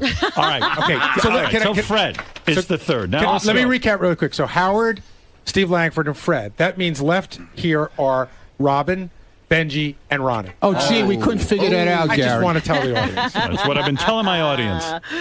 All right. I think the next most normal. I could be the worst one. You could be, Robin, and I told you that. Now listen, and you said you go right into therapy, and I want that for you, but you're lucky Ronnie's here, and he's going to beat you out. Now, I'm going to say the next person is going to be Benji. Go ahead. Okay, now this was a toss-up of which order we were going to do this in. But this is what we decided on, I'll tell you why. The Okay. next person is Robin Quivers. All right. Thank you. I did win a little bit of money. I said I was more normal than Benji. Yeah, but I'll tell you right now, the Dr. Drew test wasn't that far off. Yes, however, you may not be thrilled. Oh, Go ahead. And I'm sorry in advance. What's the second Okay. component?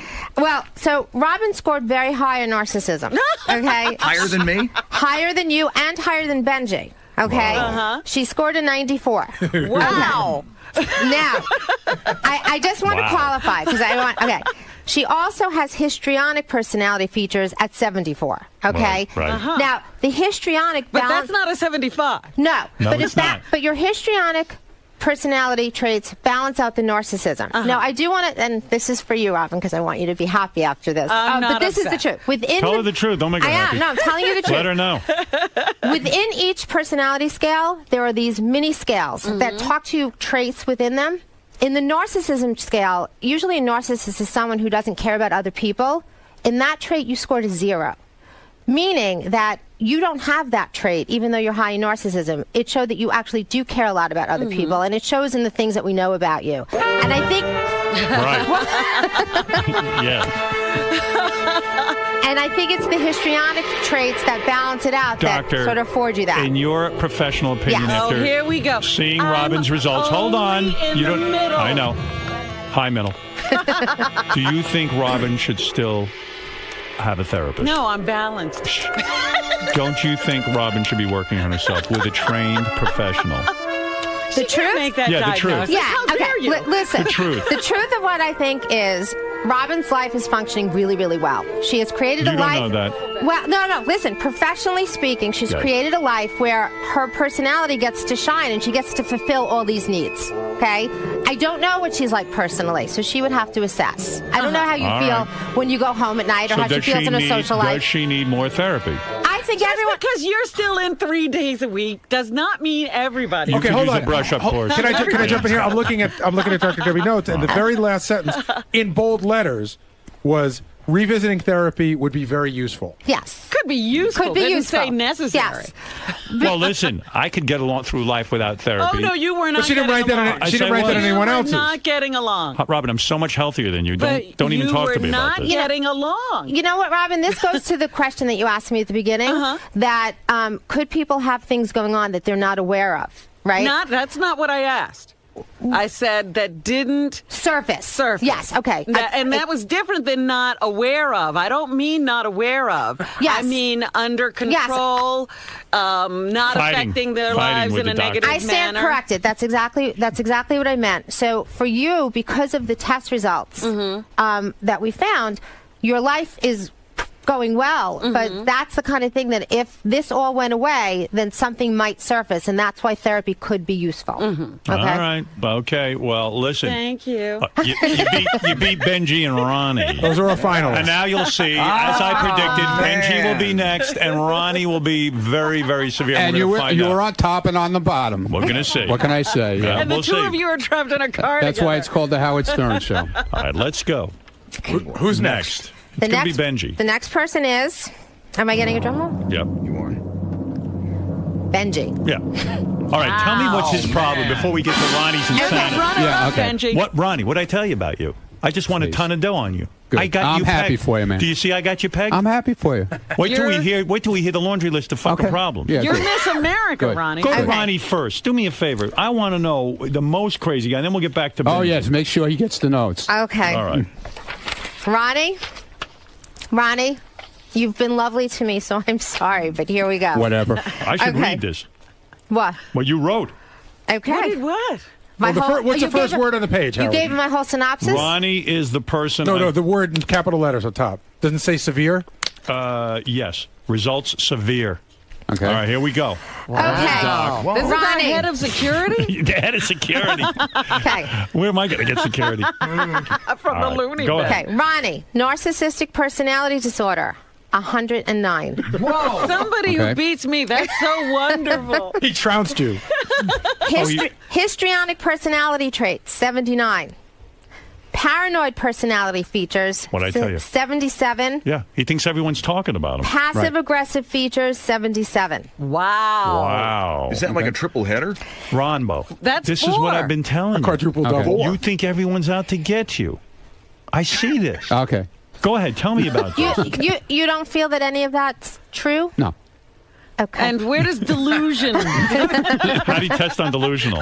Actually, this is another access, so I left it out. But he did have delusional. Where's my notes? Oh. If I'm to be completely honest here and revealing, where are you, Ronnie? I'd like to read what you wrote about Ronnie.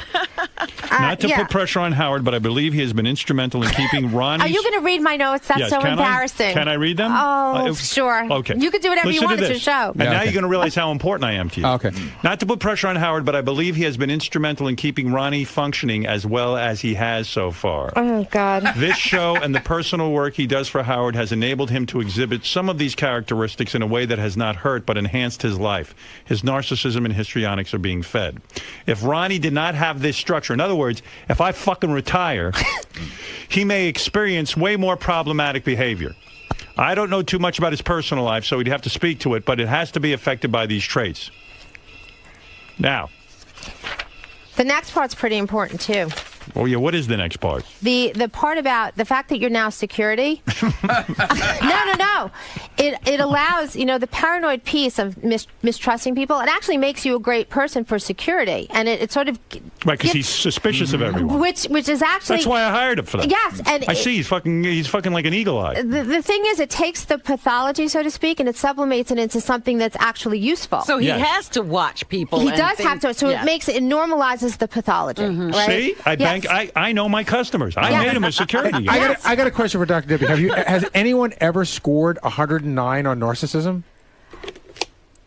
No one I personally know, but right. Yes. But in your not. But I work with a pretty healthy population. Not like this one. Listen what you say, Doctor. Without the outlet of this show, Ronnie could get himself into trouble. I, without a doubt, feel Ronnie should be getting some outside help. Now, I want you increasing to 2-3 days a week. Okay. You're going to pay for it? Who is this it? you're seeing? They didn't tell you needed more help? Okay, well, two things. Also, Ronnie, I think once a week therapy is hard because I do think that you don't trust easily. But I do think that you can trust more easily. And so something more structured, where you see somebody more frequently, I think would be beneficial. The other thing that Gary wanted me to point out, there's something on the test called the desirability scale, which shows us who's trying to make people think that they're better than they are. Right. And Ronnie came out the highest on that. He scored an 85. Ah, see? You got shit to work on. Langford, what about you? What? What about him? Ronnie thought you were the most crazy. Yeah, well. Now you can tell him he's crazy. Whatever. Right? But what's the matter? Dude, I was fine before I worked for you. I had my own business. I am fine. You could say whatever you want. Your test is fine. Well, it says I'm not saying anything bad against you. It says you're secure. I functioned way before I ever met you, okay? Right. Okay, I functioned in life way before you. Well, maybe was never in trouble. Crazier. You know what? You don't care. Say what you want. I don't care. Maybe he's don't bad care. for you then, Ronnie. Am I bad for you? No, it says I'm good for him. No, she's saying that, but Ronnie's saying he functioned way before, and now he's got all these problems. I'm not saying Maybe he's bad. I'm not saying you can't function. I'm just saying. She ain't saying you can't function. Well, basically that's what she said. No. If I wasn't working, you don't hear. No, I heard. She said if I wasn't working for this show, I could get in trouble. That some of these traits would surface. Yes. But I didn't. They never surfaced before. Okay. Listen, I don't know you. You're the greatest narcissist that ever lived. You should be proud of yourself. I've been dethroned. You beat Robin. I'm happy for you. So what about Benji? Is he kind of loony too? Yeah, what is Benji's deal? Well, we just wanted to get to Ronnie, the queen. No, Ronnie's the queen bee here. Right. Okay, Benji is an 80 on histrionic personality, so he shares your personality traits. Yeah, well, he tries to be He wants to be you, And he's got 71 on antisocial personality feature. So the way I see Benji, I mean, you see Benji trying to gain attention, but he does it in the negative ways, right? So he'll chronically be late for work or those kinds of things. I think it's the antisocial piece that gets in the way for Benji. Yeah, he's odd. He can't figure out how to get the attention that he needs. So he goes for negative attention. Yeah, subconsciously. I don't think he really knows what he's doing. And but sometimes it's not even funny. He just wants attention, right? Yes. Yes. Oh, look at Ronnie. Now he's all clammed up. I'm What's the matter? clammed You freaking up. out? No. I told you got issues. Dude, I don't. What'd I tell you? I know you. Okay. I sit there with you You're a every day. psychiatrist now, too. That's fine. I am a psychiatrist. Okay, good for you. Listen. When it comes happy to you, for I'm a psychiatrist. Okay, good. Listen, the reality I'm is happy. This test is used in conjunction with knowing everybody. So the test results are the test results, and then we have to sort of see how your lives are functioning and see what you're doing, and You're then gonna we put be it all okay? together. No. Well, you know what? When you think about it, it says the reason you're a good security guy, which I always said you It's were. because you're paranoid. It's because you're paranoid, and so you look over, and I like that about you. And then it says, look, okay, so, you got characteristics where basically I make you complete. As long as you're with me, you're okay. Okay. Yeah. You should pay me. Okay. But Howard, they all make you complete.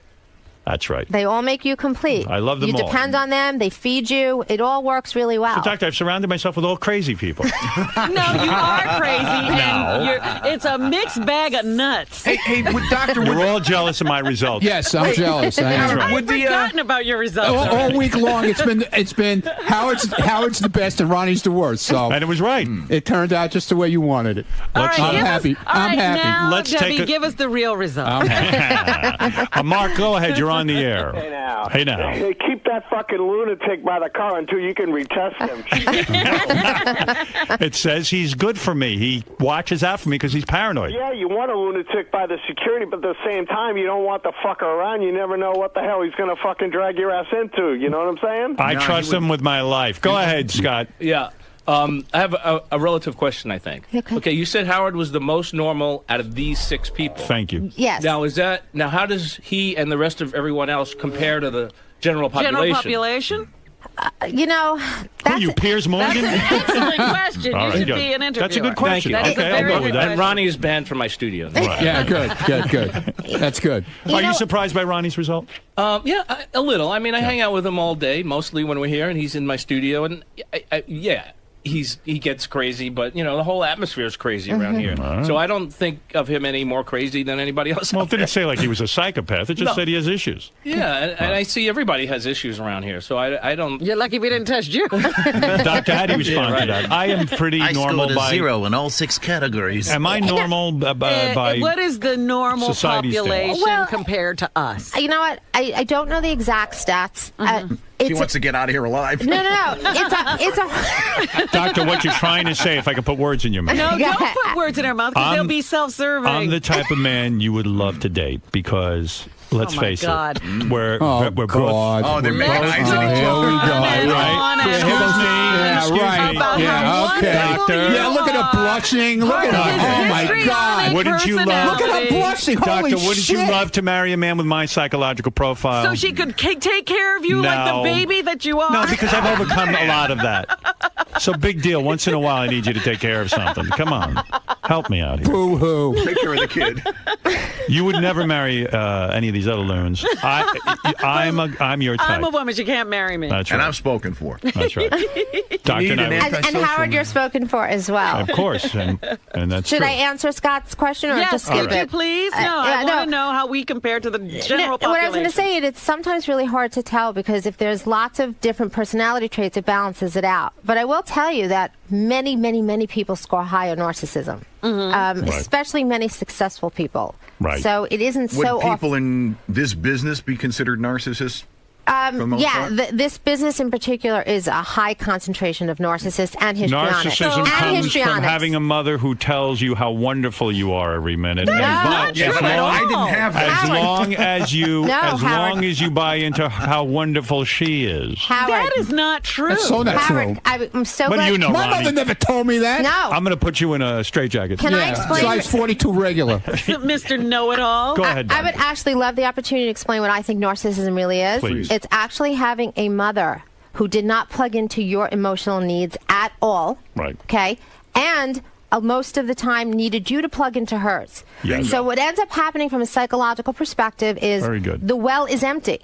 And so you're trying to feed what should have been fed by the mother out from the outside in. Poor so Robin. It's really now you're feeling sorry for me. I'm It's doing really fine. I feed myself very well. It's really it's a fragility. It's a facade. There's vulnerability inside. The mother didn't feed what she the needed mother to did feed. not give she the worried child- about her needs. My mother fed me all the time. The child emotionally fulfilled the mother versus the mother fulfilling the child, and you can never replace mother love. And so you spend the rest of your life trying to get those You needs know what? met. These are the things that I do not like about psychiatry because that never is not true. It isn't true? No, it absolutely is not true. Okay. Oh, it's true. It's a facade that you actually need these things as an adult, and you keep looking at like a child at your situation. Are you a bigger expert than the doctor, Robin? Absolutely. Okay. You know what, Robin? Like, that's your opinion, and lots of people have different opinions. It's not just an opinion. No, but from where I stand, I don't agree. I don't agree. I think that we to actually say you can never. Doctor, if she takes. Then why would I go to therapy, Howard? You can never. No. Doctor, if Robin takes enough enemas, can she get the narcissism out of her? All right, listen, doctor. I don't want. Listen. Everyone is a little freaked out right now. I'm not freaked out. I'm happy for you, dude. Why are you looking at me? I'm talking about you. For you. What about yourself? But I'm happy for you because it came out the way you wanted it. Not the way I wanted it. It's the way you it wanted is. You've been I see it clearly. All week long, dude. You've been promoting it. Howard's going to be the smartest. Ronnie's going to be the craziest. Not the smartest, but the healthiest. The healthiest. Okay. And you're the so most it turned out the way you change want, that because like you're it not always healthy. does on this show. Healthier than him. That's all you are. Healthier than all of us. Healthier than the rest of you. All of us. That's not saying a lot. That's all I care about. That's not saying a lot. Hey, Ronnie. That's not saying a lot. All you're focused on is me. And the I'm not doctor hit it focused on right you. on the head. If it wasn't for me, it's your whole life is me. No, it's not. Listen to me. I didn't say that. I'm saying Yeah, okay, good. Yeah. Listen to And me. he's my whole so life is you. normal. He's so healthy. Yeah. Look Listen at to him. me. My whole life is you. Oh, my God. You better go work on yourself. And warm up the car. Can I say something to Robin? No. I can't? No, One don't, thing? doctor.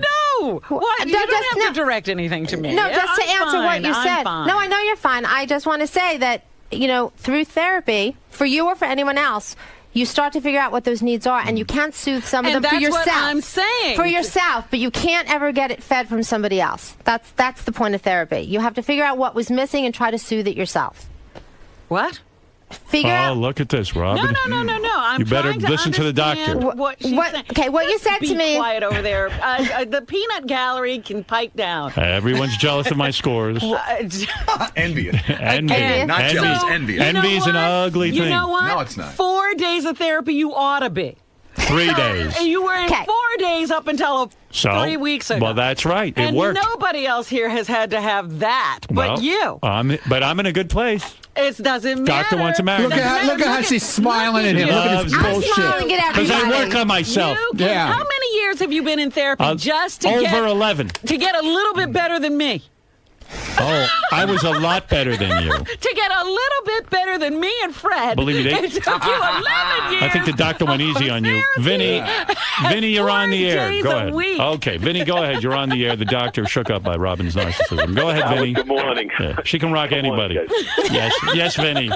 Howard, I'm very surprised that you didn't change your choice to Robin as soon as the doctor started reading some of the results, because clearly she's the craziest person on that staff. Yes, No, by she is your not. calculation. And it's not about crazy. No. It's personality disorders. Yes. Well, some of the things that the doctor had described was that she doesn't get along well with others, she has a hard time in relationships, and she was describing Robin to a T. Well, no, she didn't say I that didn't about say that. Robin.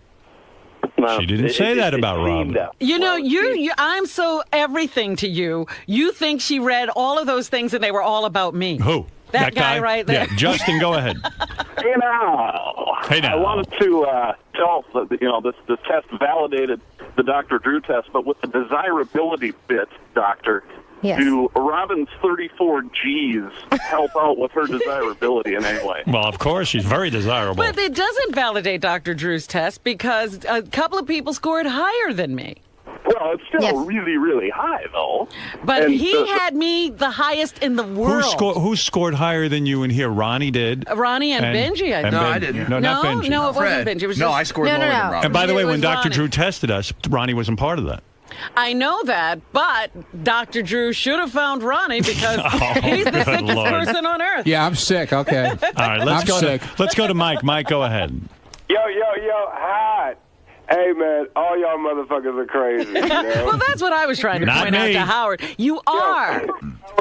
what I've realized about Howard, he's taken on the black man's personality from his high school years, you know, being the bully. Us black guys are very calm. We're cool, man. Oh, yeah, that's why. Oh, yeah, you're real calm. My man Lil Wayne just got out of prison. He said it was like, it was easy breezy. The prison system. Easy breezy. Robin doesn't need a psychiatrist because she's black. All right, black people don't need that shit. It's unnecessary. That's unnecessary. All right, look, this was very exciting, Doctor. I want to thank. Very beautiful doctor. Obviously, a lot of people taking with gorgeous her. doctor. Well, come on. You know you're hot. Well, I you know said what? the You know what gorgeous we have doctor. learned? As long as Howard continues his therapy, he'll be the most normal of all of us crazy people. Why are you so jealous of my normalcy? You know why I'm so jealous, because I'm going to have to sit here and listen to you talk about it. Yeah, for the rest please. of my life. I'm never going to hear the end of this shit now. The craziest people are the ones who are reacting the crazy. Whatever. I'm not. What am I doing? Steve's fine. What am I doing? You are so Look at how you're reacting to this. Can I have that? Look at the look on I your want that face. report. Look at the two of you. I want to take that report to my shrink. Your normalcy, quote you. unquote, Thank you. are going to use to beat the hell out of all of us. No, I'm Yes, trying you to are. help Oh, You you. are now. Listen. You know who you're like now? Who? Scott DePace. No. You know how ugly he was What do you mean? after he got that high score in the IQ test? Right. No. He just kept crowing and He crowing, and bullied everybody every with it. time he I'm got not into gonna an crow. argument with somebody, he beat them up with, I have a higher He's IQ. been I'm not gonna. And every Wait a time minute. we have a dispute here, you'll be beating us up with, I'm the No, most normal. I'm not crowing. What I'm saying is, listen to me. You've been beating me up for years. What this proves is one thing.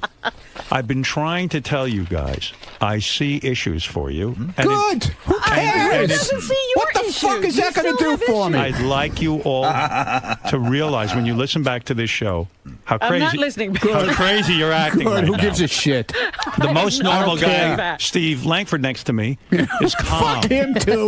Look at Fuck him all you want. You can say he's normal all you want. Yeah, you can I say ain't he's buying normal all you Fred, want. Yeah. who's way normal than you two. Yeah. I And am you know what? not buying. I will say one thing. The doctor, in my opinion, was 100% accurate. Good. And about me as well. Thank you, Fine. Fred. She wasn't I'm impressed with accurate. her. I Fine. never Hey, Howard, said she I wasn't am. accurate, except about Howard. I'm normal, I'm normal, I'm normal. I won. Doctor, why, if Robin scored so much higher than me in her two categories, Yeah, did right. you rank her more normal than Well, me? that's Because what she I was said. afraid to tell Robin. Because you're she was- antisocial. I said it was a toss-up, and we went with Robin because I think she functions better. Based on what? Doctor, Based on what? Based on what I know about, what I did is I took the scores and I took my assessments of meeting you, and then what I know about you for the last 20 years on the show, and I put together my report. See, that's horseshit too. But it's the You go by the show. By the show. No, but it's the best that I can do. I'm not sitting with you in an office. So strictly by Please the bring in a test. doctor that doesn't listen to the No, show. no, Doctor- excuse me. Fucking test all. Wait, Dr. Benji Ronnie. says strictly by the test. Did he Strictly- do better He than Robin? wants to beat me. Strictly by the test, his number was a little lower in narcissism. No, he was histrionic. Yes, his number was lower than Robin's, but because of the antisocial characteristics, I think it's in his way more. But my secondary, I did explain her that. secondary was higher than my secondary also. You want the exact? Uh-oh. She is the Now she's pissed. Look at her. Benji. The smile's gone. No, the smile is here. I'm not pissed. Doctor. I did explain it though. If people Doctor, were you listening. explained it very well. Benji, Of will have course. to, Neither of you mine can was a have red this flag. conversation off the air. Okay. It was very No, close. 80's a red flag, Benji. What are you talking about? That was No in red histrionic. flag. Histrionic's Histrionic's 80 a great thing. and antisocial 71. That wasn't a red flag. That's No, that's borderline. I No, think. but that contributes to what I think is in your way of your stuff that you don't do so well. Hey, Doctor, I have one But question. normalcy you based on knowing us from the show. Well, I would highly. it's all I can do. I don't know you I personally. would highly recommend therapy for Benji, is what Yes. you say. I'd be in Yes, for that. based on the way he Definitely. acts out on the show. What else can listen? Based on the way I act out on the show. You know what? You guys can put it down, but we all take our dysfunction to the workplace, not just the Howard Stern Without show. Howard, Absolutely. without Yes. Howard, Benji would most likely not have been able to sustain a job out there. Without this structure, he could be in trouble. Based on the fact that Howard keeps giving you a chance over and over again. Based on listening to the show. But you have this exhibited problem. behavior. No, Yes. no, but Rob, we wanted the test results. What? You got What? the test results. Okay, The doctor is factoring in some things she knows. But, okay, you tested a little bit saner than Robin. Okay, you got that. Although, but based on what she observed in the room. But does he get points deducted for putting down a false birth date? I didn't know that. I heard you say that. I didn't know he did that. We could debate this all day. Yes. Now you know. But most importantly, my buddy over there, Ronnie. He needs help. Needs help. Yeah. So do why you, are you asshole. beating up on him? You need help what also. You're doing You need a lot of wrong. help. It's very bad. It's good radio, though, isn't it? That's right. That's what we're Ronnie, I love you. Can I have that report? I don't have yours. No, the thing that you read about me. Oh. Yeah, you can have it. I want that. Unless the doctor says no. Doctor, can I give him his report? I mean, it's not my property anymore. But just to tell you, I was told to write up a paragraph based on what I know about you guys. I want my guy. Frame this and put it over your refrigerator. I want my guy to read it. I want him to read it. He should read it. I want him to read it. Believe me. And don't hurt him after. He's afraid of you. And he doesn't listen to the show. So I want him to read it. They just locked him up. Whatever. He Who left cares? town. He's on a bus. What do you say? Is your psychiatrist a good guy? Is he? You know Yeah, what I he's love doing? the guy. You love the guy? Yeah. All right. And he's not afraid to talk to you? He can be honest with you? Yeah. Yeah? You know what, Ronnie? The thing is... What are you looking at me like that for? I don't know. I'm just reading these results. The thing is, we take ourselves everywhere we go. So the way you guys act on the show is part of your personalities. We don't change our personalities just because we're at work. It comes out of us wherever we are. Yeah. Everywhere we go, we take ourselves. I'm not denying so what that. I'm saying is I do think I have a sense of what your personalities are from listening for a number of years on how you have functioned in your work environment. So that's what I use. What I'm saying to you is, the way you said it was, if I wasn't here with him, Okay. I would be in trouble. I don't think so. No, meaning... Oh, he'd be in trouble. No, I don't think so. Because I wasn't in trouble You before. wouldn't fill these... Not trouble with the law, genius. She's saying trouble just like you'd be fucking mess. No, I wouldn't. I wasn't a mess before. Can I explain? You were Before always a mess. I worked for you, I wasn't a mess. Sure you were. No, I wasn't. I'm just telling you were. Okay, here's the reason why it shouldn't be read. I thought I would explain what I wrote for them. It's not that if Howard disappeared, you would be a mess. If the structure of your life, if Howard Stern Show went away, the security went away, right. If you were just left to your devices, I do think all of these characteristics could surface and you could be in trouble. Because no one else would put up with them. Well, it's not. It's okay. I'm done explaining. Well, that's you wouldn't work. You're a successful guy. Well, you always had a business. Yeah, exactly. That's She's why I saying never worked for anybody. I'm talking emotionally. Yes. Okay. That's why you got some personality. Okay, good. Yeah, and so do you. That's right. Yeah, you got to be in the car with him. Yeah. How much? What do I do? Do I put up the divider and I don't talk to you? No. Okay. That's the way it's going to be from now on. All right. I'm scared of you after this. Good. Is that divider bulletproof? I don't know. Oh, man. Listen to me. I love you. Dude, you don't have to love. You don't have to love me. You think I hate you? Look at me. I know you hate me. Okay. The doctor knows it too. Yeah. Do I hate him? Do I hate him? No, I think you love him. Well, when you started writing me in crayons back, how many years ago? It wasn't crayons. You sent me a letter what in crayon. Are you doing? I knew there was something wrong. Crayons. But I hired you. You seem like you're reliable. He's reliable as hell, I got to tell you. Crayons. All right, listen to me.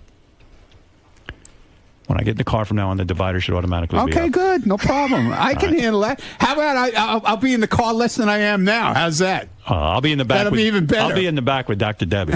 Yeah, okay. That's right. But I won't be there. I don't want to hear what's going on. All right. Dr. Debbie, you are lovely. Thank you. You really You're are. just saying that because you got the best score. If she Say had what you told will. you were Ronnie, you'd be throwing her out of here. I know I'm not Ronnie. I knew I test very well, and I knew I beat all of But you. you don't know what she was going to say. Oh, I knew. I knew what she's going to You say. know now after the fact. Wait, what was your histrionic score? Go back and listen before we heard the result. Wait a second. Howard was 74. Go back and listen. That's pretty good. Before Dr. Debbie walked in and what I predicted. I'm pretty dead on about You've been all of you. predicting it forever, I'm dude. dead on about all of you. You predicted it before we even took I know the my test. customers. Okay. Langford was the wild you card. didn't fix this whole thing? You mean that I'm secretly in love with Dr. Debbie? We meet at a hotel and we plan this whole thing out? No, that doesn't mean that you met Then at a that proves hotel. Dr. Debbie and I were proves he is involved normal. sexually last night. I entered her multiple times. Is that what you're saying? Oh, my goodness. Dr. Debbie and I had orgasms all night and then plotted this whole thing out. Dr. Debbie, you swear She that let didn't you happen? write up the results. I swear that didn't look happen. how she's Debbie, you're blushing. Yeah, look how she's blushing. Well, you know. I was on Piers what can Morgan I last say? night. I couldn't have been in a hotel. And she brought her two best friends with her, too. Is that right? Oh, yeah. Are they as hot as you, Dr. Debbie? You can meet them if you would like to check it out. I need to evaluate them. You want them in? No, Yeah. Okay. Well, let me tell you, Dr. Debbie, you've done me a big favor. Now I've got the rest of these people in line. This is what I'm telling you. You've given him Now I'm ammo totally out of line. to beat up on all of us for the rest of our time here. Mike, go ahead. You have the last word in Detroit. Okay, listen, Doctor. What does it say about Howard's personality that he was so accurate with his predictions? Is that a result of him being so healthy? Yeah, it means I'm observant. Quite honestly, it's a result of so much therapy. You just become And very that's aware. what I told you. He lies on these tests because he's learned he's very manipulative. And this is something you don't pick up so on. freaky. No, you are What's wrong with you manipulative. saying such a terrible thing about me? You don't know this about yourself. Listen to me. I Yeah, didn't manipulate really, look what you do to people. The woman gave me true false questions. I answered them as honestly as I could. As honestly as you know what result you want to get. And why didn't you do that? Because I was honest. Well, so was I. No, you weren't. Oh, my God. You need so much help. I know you. I love you. know you I'm better begging than, you to get help. I know you better than you know yourself. Would you go I back know into you better, therapy for me? Certainly than I know. Will you go back than into the therapy for doctor. me? No. You will not. I am going to stick to my guns. As a result of what the doctor said today, you will not go to therapy. I told you if I was the worst. All right, well, you were pretty damn close. You were up there with Benji and Ronnie. That's not good. Think about that. Look, again, I will say we're all in pretty bad shape. Not me. Doctor You, thinks I'm the again, ideal man. Again, Tell him, 3 days a week it takes you to be in bad shape. Sounds like you think you know more than the doctor. Honestly, listening to you carry on. I am talking about you. I know Can you accept that she has expertise? Can you accept that she? I do accept that do you she accept has that she has something expertise. you don't? And the doctor will tell you, there are people like you who are so good, they even fool psychiatrists. Can you accept that she knows more than you? Can you confirm what I'm just saying, that there are people who can fool psychiatrists? There are people who can. You? There's one. Yeah, that's what I'm doing in therapy, fooling a psychiatrist. But I don't think I can be fooled. I believe that you have just met the person who can fool me. Can you accept? No, I can't accept Can anything. you? I'm asking you a question. I can't accept anything from Not you from right me. because I'm sick of you lying on these Can tests. you accept that the doctor is a bigger expert than you and has more training and has something that you don't? Absolutely, she knows what she's doing, except in a patient like you. Can you accept? Except in a patient like you. Can you accept I accept that? what she says I'm going to about ask you a me, yes or no but question. I do not accept what she says about Can you accept that the doctor is an expert and knows more than you? Yes, about me, not okay. you. All right. Okay. Now you see what I'm saying? Because you are manipulative, is what she's saying. Right. Okay. Who's paranoid? You are an expert at it. You didn't You're do well. the best. The test was You're very bad. the best. Go talk to Ronnie. He's more your ally. You're the best. I know it about you, and you know exactly what I'm talking about, mister. You knew more than the doctor. I heard you arguing with You know her. exactly what I'm talking about. Debbie spent all her life studying this stuff, and right away and you step in and know. You are the master. You could Thank be you. one of those guys who takes on other people's identities. Like That's Hannibal how Lecter? good you are. Okay, so I'm nuts. All right. You're. I didn't say you were nuts. No. I said you were a master manipulator. Robin is jealous. You're She's yelling and screaming. What is she counting on? She's jealous of Howard. And my son was taught to be normal. Listen. Of course he's normal. I told my son to think of others.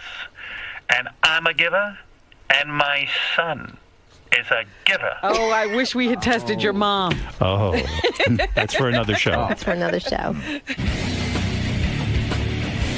Thank you, guys. Doctor. Can I have my report, please? That No. you read? Yeah, I'm so not comfortable with that. Thank you, No, Debbie. no, You no, did a great job. I want my Thank guy you, to Gary. read it. Yeah, that's the one. Oh, don't Thank pay you. attention. No, I'm paying attention. Nice to meet Doctor, you. nice to see you again. Thank you. It was a pleasure meeting We might everybody. have to have more testing. What? What a great thing to be a bug. Did you bet? Most hours on No, I Did should you have. win? I should have. Well, you should have. You should have. Now I have to follow you. That's Should've. a funny, like, who would know Should've. that? And who could dispute it, by the way? Should have bet, man. No, I'm gonna stay locked down on you. Yeah, you do that. Freddie owes Howard $50. Want something? Best $50. Benji owes Robin 50. Because that was kind of, that was because we were betting who was more normal. And she was Robin, basically- Benji owes you $50. You owe me $50. 30 hours. So Benji, give me another 50. Oh, that's my 50. But that's the 50 you owed me. Oh, you gave it to me. Oh, I just gave Benji you owes Howard 50. Benji owes Robin 50. Yeah. Robin owes Howard 50. So here, forget it. So you owe me 50. I'll give you 50 and Robin 50. No. Actually, I need $10 change.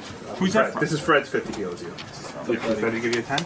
Not bad. Thank you. That's enough, Benji. You don't owe me. No, that's cool. No. It's done. It's done. It's not betting over. then. No, I just checked. Coming up, Harvey. I checked. You're free. It's my $50. Everybody who's in here doesn't belong in here. Get the fuck out. You got it, Harvey. Why did the psychologist evaluation not hold any water in your opinion? That's a good question. I don't know. I'm not giving you a good soundbite. I just, don't tend to maybe necessarily buy into all that. But, So the profession in and of itself, you don't necessarily respect on? No, I'm not. I don't want to say that. But to just write down some tests and this is going to be the judgment. To truly get into the heart and mind of Steve Langford, you shouldn't be able to use a number 2 pencil in the Scantron machine. Well, that's a good question. You seemed satisfied with your results. You said that you seemed like they were accurate to you. I felt like she was pretty much on the money with me. Look, I've certainly been to enough people and therapists and things like that to figure out over the years what I like about myself, what I don't like about myself, and I think she was pretty much on target. So there you go. And it's probably the thing that I struggle with is the antisocial part. Trying to work on that. Robin, you seem the most upset by the fact that Howard finished first, though. That it was skewed. I don't believe that result. I'm sorry. I will point out a number of things to you. The man can't function by himself. He has an army of people, so he can go to therapy 3 times a week. Right. That is not normal. And he's still spiking. It's like 3 times a week in an army full of people and you can't get within the normal range? Forget it. Just imagine him without all those trappings. So that throws the test validity out the window right there. Absolutely. I wouldn't want to be normal. You can't be normal in this business. Yeah. I mean, what good would normal do me? Well, here's the deal. It's like if we were all normal, we'd all be accountants and lawyers. Yeah. And I could have stayed in nursing if I was normal. Exactly. It's like there was a reason that I didn't do that. Yeah. And this is my reason. This is why I'm Absolutely. here. So normal isn't all it's cracked up to be anyway. Show business is crazy business. Obviously, you feel sort of slighted by this test. No, I don't feel slighted at all. Really? So what's your? I just didn't like that the assessment was based on. You think there's show bias? Yeah. I didn't like that. I was fine with everything being totally by the test. I don't want an assessment, a subjective. They said it wouldn't be subjective. A subjective assessment of what she's observed by being a listener. I think that was a little like. I think that was a little not improper as a psychological assessment. What do you find so sexy about her? She has a nice. I like someone that's really smart. She has a great body. She has a really pretty face. So, the whole package. Yeah. Are you going to try to take this? I know sometimes some people from the show you've dated. Are you going to try to take this up a notch a little? Yeah, definitely. Yeah. For real? Yeah, and her friends too. Yeah. Why are you so upset about it? You seem to be very upset about it. You seem to be upset. No, I'm not, dude. I'm not either. I don't care. I mean, what's going to happen? Play too crazy. What's the difference? Is it going to change anything? Is it going to change your job? Is it going to change anything in your life?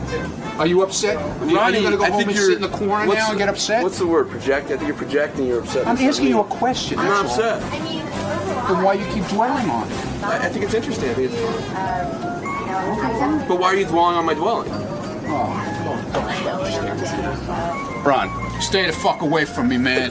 I'll fucking kick you out. Dude, you're like disabled. Yeah, that's it, man. They shut me down. Everything you say to us is a question at this point. Yep. Except for my one job, right? Even that, I don't know if I can respect his opinions anymore. If he tells me, don't do this, it's like, You're crazy. Because before this test, you were really listening to really listening. Yes, he was, definitely.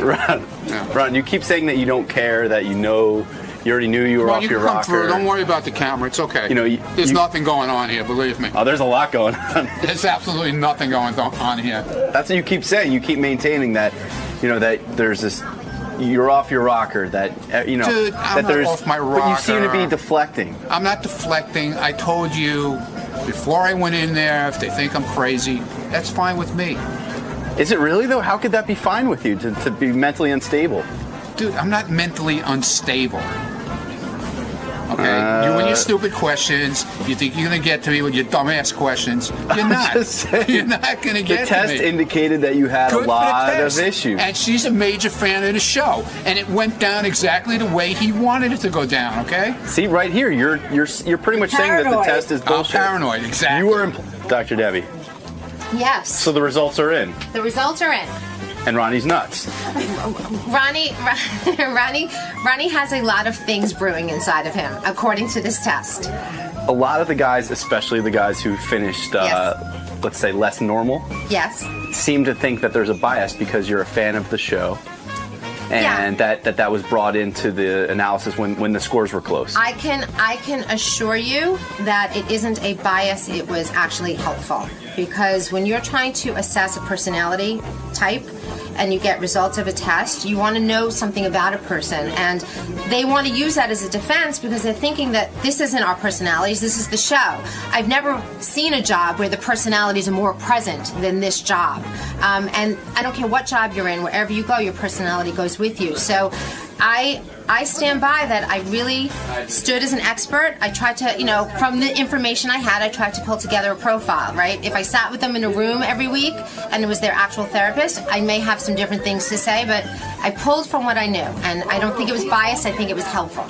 You basically can't give me numbers. I would like to know who you think would be good to go to based on the numbers. He's obviously the most distraught over the results. Yeah. Benji likes you. Did you pick up on that, just being able to analyze his behavior? This is almost a way of trying to pick you up. Sure, it's his way of trying to get my attention. He's being charming. That's his way of trying to be charming, yes. Is there any chance that you would ever go out with Benji? I don't think I'm going to date anyone on the show. Now, just one more person. I want to get back to Ronnie. Okay. He seems to have a very defensive way about him when you tell him that, he scored the highest. Or if you say, Ronnie, you're crazy, he has a tendency to repeat things back to you if you criticize him. So, Ronnie, you're out of control. Yeah, I'm out of control. Did you notice that at all while he was taking... he gets defensive. He's trying to protect himself and shield himself, very sensitive to criticism. What? Dude, I'm trying to eat. I'm merely doing what Howard told me to do. No, he didn't tell you to... He said in the car. He didn't say here. No, he said from the time... No. Follow this person around. No, he didn't, dude. Go back and listen to it.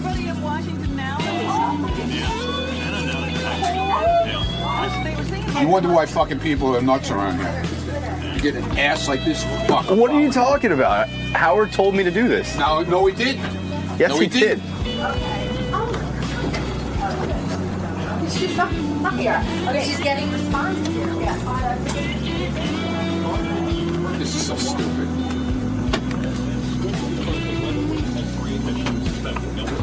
Fuck me, I'll fucking walk you around the whole fucking building. I really don't care. I'll go out in the hall where you can't go, so.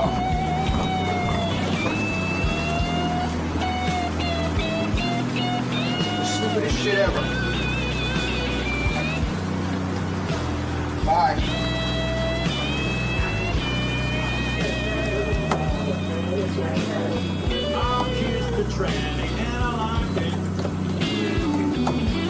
What happens if I walk in the studio? You gotta follow me too? I sure will. Okay. That's good.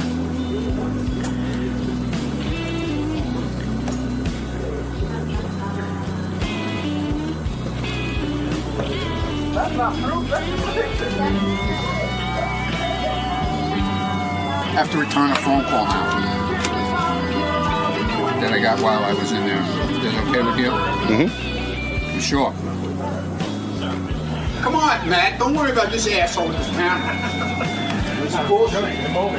It's no time for name calling there, crazy. Yeah. Nothing I haven't called you before.